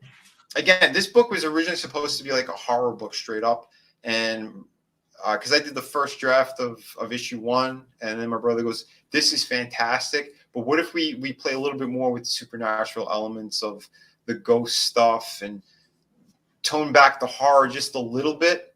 But like we were able to get there with the 3rd issue because I think it's very satisfying for sure on what happens in issue 3. But yeah, so like we found something good that really worked, and we're very, very proud of that story. That's why we made it hardcover as well, because that book is it's a lot of fun. But those characters aren't gone either. Frank, he came up with a really cool concept. We bounced some ideas off one another, and down the road we have a plan for at least another kind of either a one-shot book or something like along those lines. That's 100 pages, but somewhere around there, or maybe even another mini-series, we want to do something along those lines too, because there is another story to tell for sure, it's another big one. Perhaps bigger than the first one. The first one's more of a contained story, I would say, with the location that it's at and kind of what happens. But the sequel, for when we get to it, is going to be, there's a bigger element that happens, and it's going to be cool. It's going to be really rad. Frankie's very talented. We're going to see more Langleys, or again, if I start talking about it, 1, in the chat, he's going to be pissed. 2, I don't want to get people's hopes up yet because we have a couple more projects that are right before that. So yes, it's it's going to be good. But rest assured, Project 7 and 8 are going to pretty much be like back to back. Yeah, so it's going to be good. I have a number of pages already penciled out for the other project that Frankie and I were discussing and working on, that I kind of put on hold, as I was getting into all this stuff. But sorry, man, I'm getting a little long-winded. Anyone else want to talk? No, you're taking pride in your work, and that's awesome. Yeah. Thanks, man. But and that's the thing, is because I do work so hard. I work hard to do this stuff because I'm so sick of the mainstream and what they've done. It's really disgusting. So yeah, we're putting out better stuff, and I think you guys will be very happy. And yes, Adega, I want a little more comic book with this cover, because I wanted to have almost like that demonic feel to it to kind of draw people in as well. And almost a little bit of a throwback to my designs when I was, working for McFarlane with Spawn and all that. I thought it was just fun to do. But yeah, no, and in the book itself, yeah, it's a little more closer to realistic. I know I had to remember my AMP classes. I'm like the sphenoidal bone. I'm like sphenoid and ethmoid. They're right next to each other up there. Sometimes I get them reversed, which is which, but they're right there. The sphenoid's connected to that. Well, yeah, it's like, God, I mean, to be able to like pull out, point to those specific plates and be like, yeah, that's how you kill someone. Well, that was a rough thing I had when I went to school. We had like a final exam for one of our anatomy classes. They would take a bone, and it could be a piece of the skull. It could be any rib. You had to say what it was, where it was located in the body, which side of the body it was on, which nerves went to it, which muscles attached to it, how it operated, everything. We had to know everything. All the little creases and bumps and holes in it. Yeah, that was what we learned. Real kick in the ischium tuberosity. Yeah. Look at this, man. That's awesome. But 24 Eyes, I plan on like I said, my books are going to be a minimum of 50 pages. So I'm looking at perfect bound with all the books. So yeah, I could put on the barcode and all that stuff too on these other projects. That's what I intend to do anyway. Through the Woods has it. But yeah, that's what I at least want to do. I'm not going to do traditional floppies anymore, like the staples. I think things look a whole lot better doing perfect bound. That's what this book is going to be as well. And yeah, I think it's a classier look and a better feel. I think all around. Tim's talk. Thank you, man. Thank you. Yeah, how are we doing anyway on the subs? Are we there? Are we closer? Because last I heard the last I seen, you were still 10 to go. I don't know if it changed. You are 9 to go now. Woohoo. 9 to go. So yeah, if you guys could help out, subscribe, get the word out on social media. Say, hey, Vinny's a great creator. He's got amazing content over on his YouTube channel. Please consider, subscribing. You can subscribe and just walk away as well if you'd like. But I urge you guys to at least watch a video or two. Because again, there is a lot of good stuff on there, especially if you're into toys, if you're into how comics are made and learning how to draw. I have that stuff on there. And again, these live streams where showcase a lot of different people and also kind of like talk about what's going on in the world, So hell yeah, dude! Thank you, man. Thank you. That was a cool review of the off-brand Nathan Drake. Oh yeah. That's my newest review. There was a third-party figure for Uncharted that I put up, and I had a swap out with the Tom Holland head. So would have asked anyway, and I'm like, I had it sitting on a shelf. I'm like, yeah, well, let's do it. But I don't know. I think Tom Holland is miscast for Nathan Drake. He's too young. Yeah. Well, he was miscast for Spider-Man, but don't even get me started there. A lot of people, they went crazy. Oh, he's the best Spider. No, he's not. I still think Toby's the best one. Yeah, Toby is the best Spider-Man ever. Mm-hmm. Yeah, I think so. Like Tom Holland, he could do the flips. He could do a lot of that stuff. That's great. Something about his voice, his stature. He looks like a baby too. On top of it, like I still see Iron Boy. I don't see a Spider-Man. Well, I see Iron Spider Boy, but yeah, I see what you're saying. And that's the other thing. I mean, if you go back in the original comics, and by the way, I'm 1,000 years old, so I have a lot of them. I'm older than you. Walk like a dinosaur. I'm going to be 51 in just a few weeks. But anyway. You don't look a day over 25, Culture. I love you, Vinny. Especially with that beautiful hair. Yeah, but no, it's a frustrating thing. Because I'm like, okay, Peter Parker was his own thing for a very long time. Yeah, Tim, I agree with you, buddy. Peter Parker was his own thing for a very long time. He was really, really inventive. I mean, he made his own costume. He did a lot of things, right? Yep. In fact, they stole a lot of his kind of background story from Kick-Ass. In that film, you have to remember that Kick-Ass kind of like put his costume together out of like dribs and drabs, and that's what the original Peter Parker did.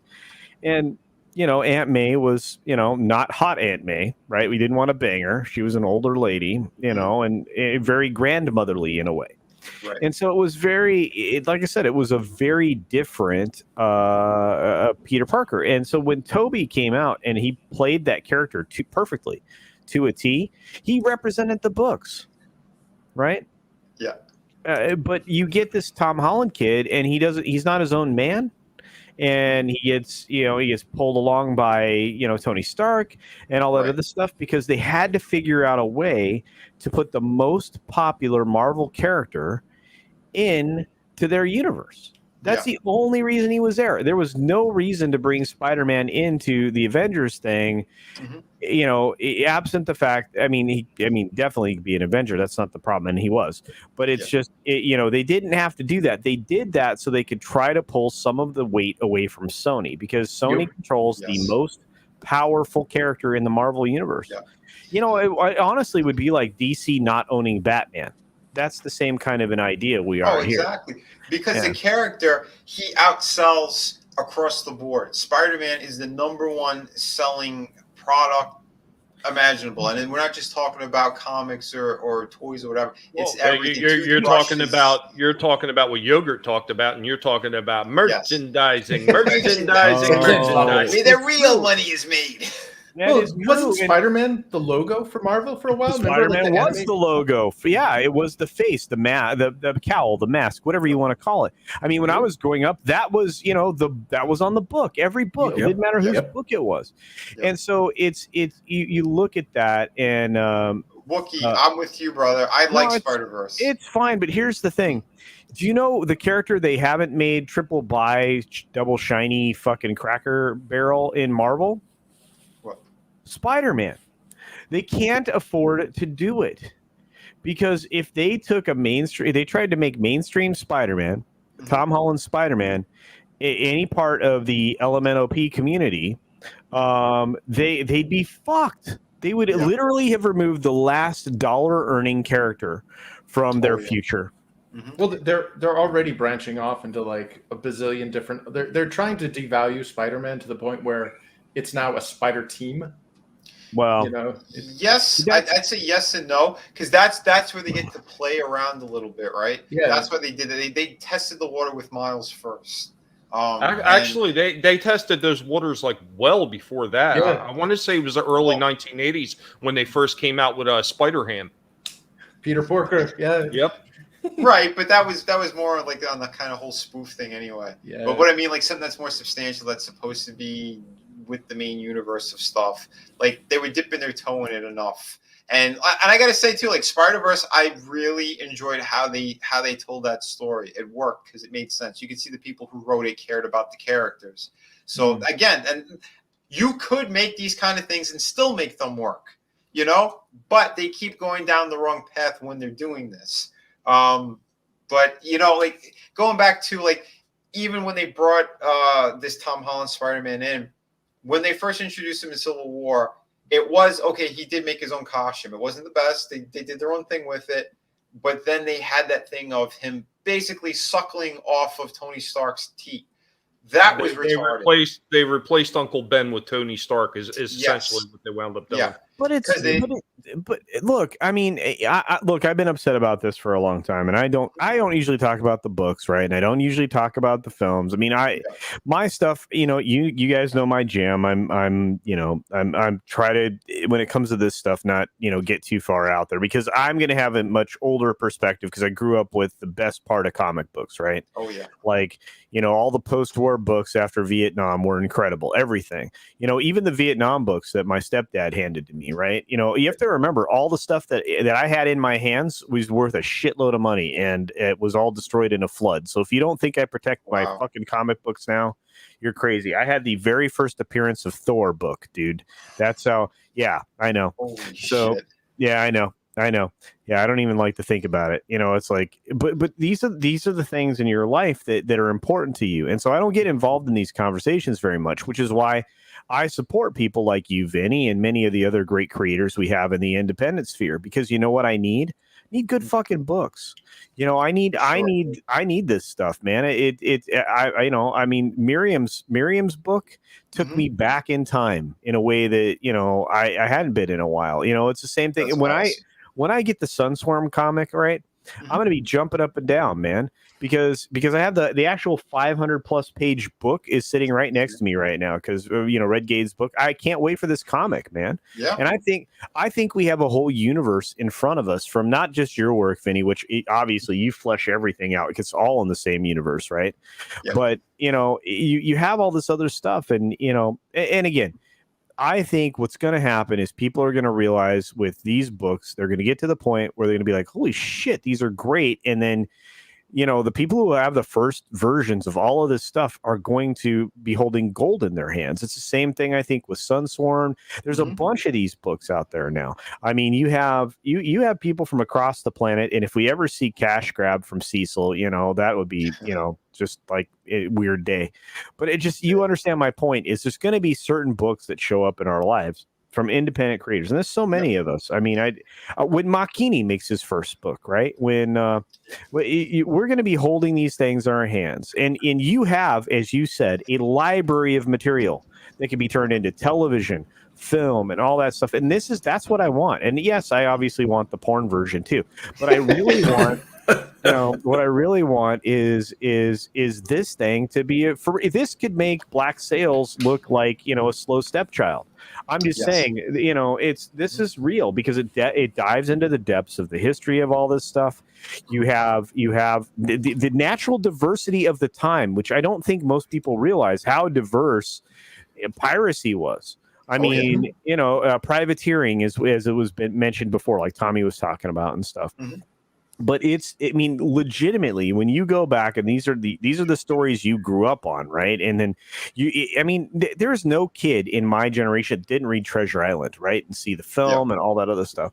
Mm-hmm. So I'm always drawn to these stories, and these stories are why Pirates of the Caribbean, at least the first or second film, they caught on with people, right? Not only that, but I mean, earlier versions where they included pirates were really popular too. I mean, look back to that old comedy movie, The Goonies. Why was it popular is because of the pirate inclusion in it. The whole reason that the Peter Pan spin-off film that was not made by Disney, called Hook, wasn't just because of the amazing, Robin Williams. It was because you had legitimate, cool pirate stuff in there, right? Mm-hmm. And because Hook was based loosely on a couple of famous pirates, of the same era and timeline that you're covering here. So you guys are just, I don't even know. You guys are just killing it. And Vinny, I just wanted to pop in here, throw some support at you, tweet out that I was here, and I have to head to bed. I've been dealing with a migraine for like the last 3.5 hours, but there was no way I was going to. Well, if you get away from the tree line, it should go away. No. That's not that's not a migraine. That's a Walton ass pain. But anyway, dude, I appreciate it, man, because you are just, I know how busy you are as well, and just even to pop in for a little bit. No, man, you're amazing. You're absolutely amazing. I mean, we went almost 2 hours over here anyway. Like, I'll be wrapping up pretty soon. But you have, dude. This is, and the boss is like, Vinny's on. I'm like, I know. I'll get over there. I just had to wolf down some food. But, it's just, we are. Man, wow. And Wookie, thank you, man. Thank you, man. That means a lot because Lord I of do all put a Wookie. lot into those as well when I was doing those master classes, and I want to get back to them as well. Like I said, once this book is done and fulfilled, I want to start getting a little bit more of those in there as I'm working Well, on again. and I City need of Venus and I need to get you not this next Sunday, but pretty soon. I need to get you on the Sunday Culture Review, bro. You have it's absolutely. long past time, and you know Tommy has a standing invitation to be an asshole in pretty much every stream, but I haven't had you over there yet, and so and it's well past due, and again, I'd like to get that done before this book goes to close. You know. Oh, absolutely, man. Yeah, just hit me up. Let me know what Hey, day. Culture, you know, Culture. Before you go there, you actually touched on something. You know, you're talking about people are going to have gold in their hands because they're building something unique, something different, and it's actually something we have seen in the past before happen, where somebody said, "Oh, you're going to try to do something on your own, it's going to fail, it's going to crash, it's going to burn." I mean, you look what Todd McFarlane, when he first started, he created his own independent label when he first got started, and he did it all on his own. You look at the Eastman and Laird when they created Image Comics, and they did it all on their own. It has been done in the past before, so you just never know where something is going to wind up. Especially when somebody invests their time, money, and they're part of themselves in it. They built TNMT on that label that nobody thought would be successful. They built a franchise worth billions. Yes. And this is the thing we need to realize. The independent movement in the United States right now, it doesn't matter the industry, but in particular comics and film and television, the independents are going to change the way it works. It's already happening in music. Look at Tom McDonald and so many of these other people. They're number one on the chart. They have no fucking label. They no label. That's it's the plan. Just them. You know, and that is the plan. What was the latest one? That Bison. Oh yeah, the kid that did the Bryson. Let's Go Brandon. Yeah, the kid that did Let's Go Brandon. Let's go Brandon. Yes. Let's go Brandon. I've actually been watching him for a while. I've been watching him for a while, Culture. I mean, he does put out some really good stuff and some really thought-provoking material, and a lot of people sleep on him. Well, just because it's just another YouTuber guy making videos. I mean, there's a few of those guys out there. What's the other guy? The F. Biden guy. The other. I don't know why I'm blanking on his name. No. The other white kid like Tom McDonald's freaking awesome, man. And but you're seeing all this great stuff out there. I know his name and I'm blanking on it. That's all right, bro. It's all coming from this independent movement, and it's where I want to put every dollar I have. And my legacy to the world, if I get my way, is going to be forming a production studio where all of these things get put into reality, where we move it into television, we move it into animation, we move it into film. I mean, and again, that is my goal. That's my goal. That's my goal. Culture. Awesome. Yeah. Well, I got to get your hands on my book. His name is Burden. Okay. Burden. Check it out. But guys, real quick too, I want to give a shout out to it's Burden World. Yeah. Awesome. I want to give a shout out to Joe Ball, another fantastic creator, and he's got a great book, Death. If you guys haven't checked it out yet, I urge you to. Anyone who has a wrench, if you could grab that and drop it in there, that'd be great. Joe's a fantastic creator. Another one who's just a very hard worker and just a great person all around too. So if you could, please get that out there as well. Snow Dubs, hail brother! Thanks for swinging by as well. There he is, dude. You know what? Puff was in today's show. I had so much trans fat in there. I feel like my arteries are clogged. It was insane. I can't believe the show today. God damn. All right, dude. I'm gonna bounce. I love you guys. Vinny, do good stuff. You, yeah, and you know what? You got great people around you, man, and I appreciate you. And if you don't make it to dude, look, it's a yo-yo. YouTube's a fucking yo-yo. You got to remember. I went up several hundred subs in one night, and then went down several hundred subs that same night. So don't sweat it. But it's all good. Just let people know where they can find you. Dude, they don't know. Man, this stream was about you, but you can always find me at my places. I'm on YouTube. I'm on Twitch. I'm on Twitter. Minds. I'm fucking as many places as I can be. I get 25 live streams a week at least, and this week's gonna be like 27. Yeah, just I do what I can when I'm not actually doing my real job. And even though I'll be traveling this week, it just count on the fact that I will still be there doing what I do. So, Beautiful, man. but this was about you, brother, and everybody else here on this panel. And I will see you guys real soon. Thank you, man. Feel better, brother. No, it's just a headache, man. It's just, I've been dealing with this since I was 18 years old. So you guys have a great night. Peace and love. See ya. Much love, bro. Thank you again. You bet. Fantastic, man, fantastic. But yeah, we did about 2 hours, like, on the nose. So I think we'll start doing some closeouts as well. Like I said, and anyone, if you haven't yet, please retweet, get my channel out there for people. I'm only a few away from hitting 1K again. Yeah, thanks YouTube. But Chris, let everybody know where they can find you, brother. Sure. I can be found on Twitter at Infinitail Comic. I have the website, infinitailchronicles.com. And the Indiegogo campaign has about 7 days left. So back it.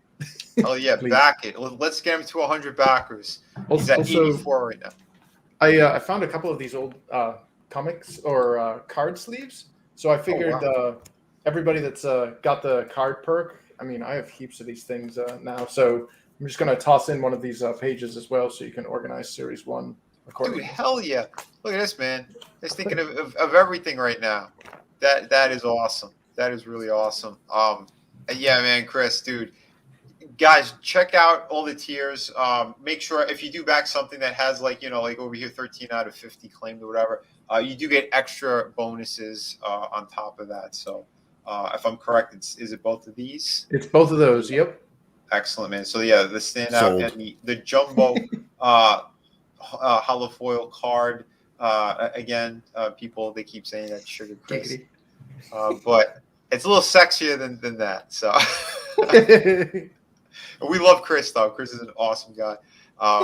Yeah, he's got the roast. He's got what's the name of it again? I always screw it up. The morning roast or the morning roast, the morning brew. Something along those lines. Check it out. I keep missing it because my mornings are usually so screwed up because I'm working so late. But yes, go check all that stuff out for sure. Back in support. Tommy and I are going to be doing a show coming up soon. A new series about these retro toys and stuff. So Tommy, let them know where they can find you as well, bro. Hey everybody, what's going on? Tommy and the Guinea Pig Collecting here, nibbling off toes and giving YouTube a hard time, usually because they're big giant pains in the asses. You can always find me on my channel at Tommy and the Guinea Pig Collective, talking about old toys, old shows, old movies, and of course every Monday at 6 p.m. Eastern, going old school retro discussions where we get a panel together and we talk about the things that we love from the past so much. And coming up on Thursdays, starting this Thursday at 7 p.m., as long as things don't go haywire. Apparently, my internet is a little bit slow tonight, and I'm getting a bit of a delay. I'm going to have a long conversation with my internet provider tomorrow, and it's probably going to get ugly. But me and Vinny are going to be starting Rogue Entertainment Presents Collectible Past, hosted by Two Guineas. It's going to be a lot of fun. We're going to talk about a lot of that old retro stuff, the same stuff that we talk about a little bit here. Same thing. Sometimes we even talking about on Red's channel, and of course that I talk about my retro discussion channel, because this is the things that we need to protect. These are the things that we love. These are the things from our past that mean something to us. So remember, never let anybody tell you what you can and can't say, what you should or should not watch, because your silence gives consent. And you give people consent, next thing you know, you got a wild Walton running around through your yard, maybe rubbing up on your trees. It's an ugly scene. Don't do it. Thank you, Tommy, and thank you everyone in chat too. I just saw, holy shit, we did it! Hell yeah! Thank you, everyone. I'm gonna try to. I'm gonna try to get monetized again. Hell yeah! This is awesome. This is number fourth time is a charm.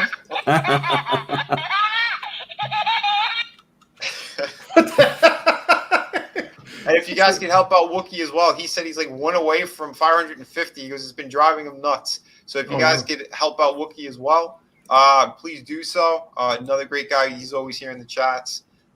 Much love. Again, fantastic. Beautiful stuff right here. So, and yes, Adega, my friend.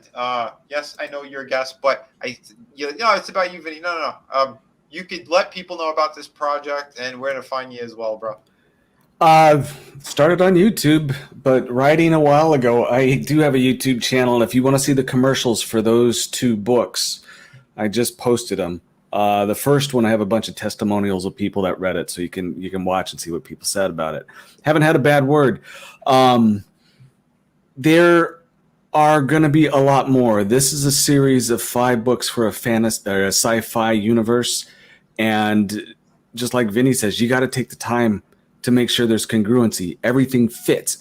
All the personalities work. This is exactly something where anyone who could step in and read and say, well, it's consistency all the way through, as well as being really, really good. The only reason why they're in print is because people told me my stuff was awesome. I also write for Top 5's YouTube channel. I got 3.4 million people. They contacted me because they like my writing and said, dude, you're writing for us. And I said, okay, I'll do that. The publisher that did my books, they came to me. I had 2 of them, and they said, we want you. Of course, the one I went with fell apart. But either way, my stuff is really good. Check out the commercial. You can see what other people say about it. That's the Evolution commercial. The Revolution, I don't have any testimonials on that yet because I just released it. And the rest of it's coming out soon. I also have Fantasy, which is the one I got hired for. It's called The Blood Witch. And it is set in kind of a medieval. It has a little bit of magic, and it has some gore. So if you like some of that medieval high fantasy type stuff, no dragons, no elves, just real people having real dilemmas and some really weird stuff in it. So that's me. Nice, man. Dude, awesome. Thank you so much, everybody who came here tonight. Back these projects if you could. Get the word out. Thank you again for getting me over 1K again. Fantastic all around. Much love to each and every one of you guys and girls out there. Remember, be kind to one another, but kick ass while you create. And spread some love out there. We need more of that. Everyone, have a great night. And yeah, catch me tomorrow over on ETEP's channel, The Place to Be Reviews. We want to get him to 1K as well. He's in the 800s now, and he does amazing videos, and just he works so hard at it. So make sure to check all that stuff out. And yeah, we'll see you next time, guys and girls. Peace. Peace.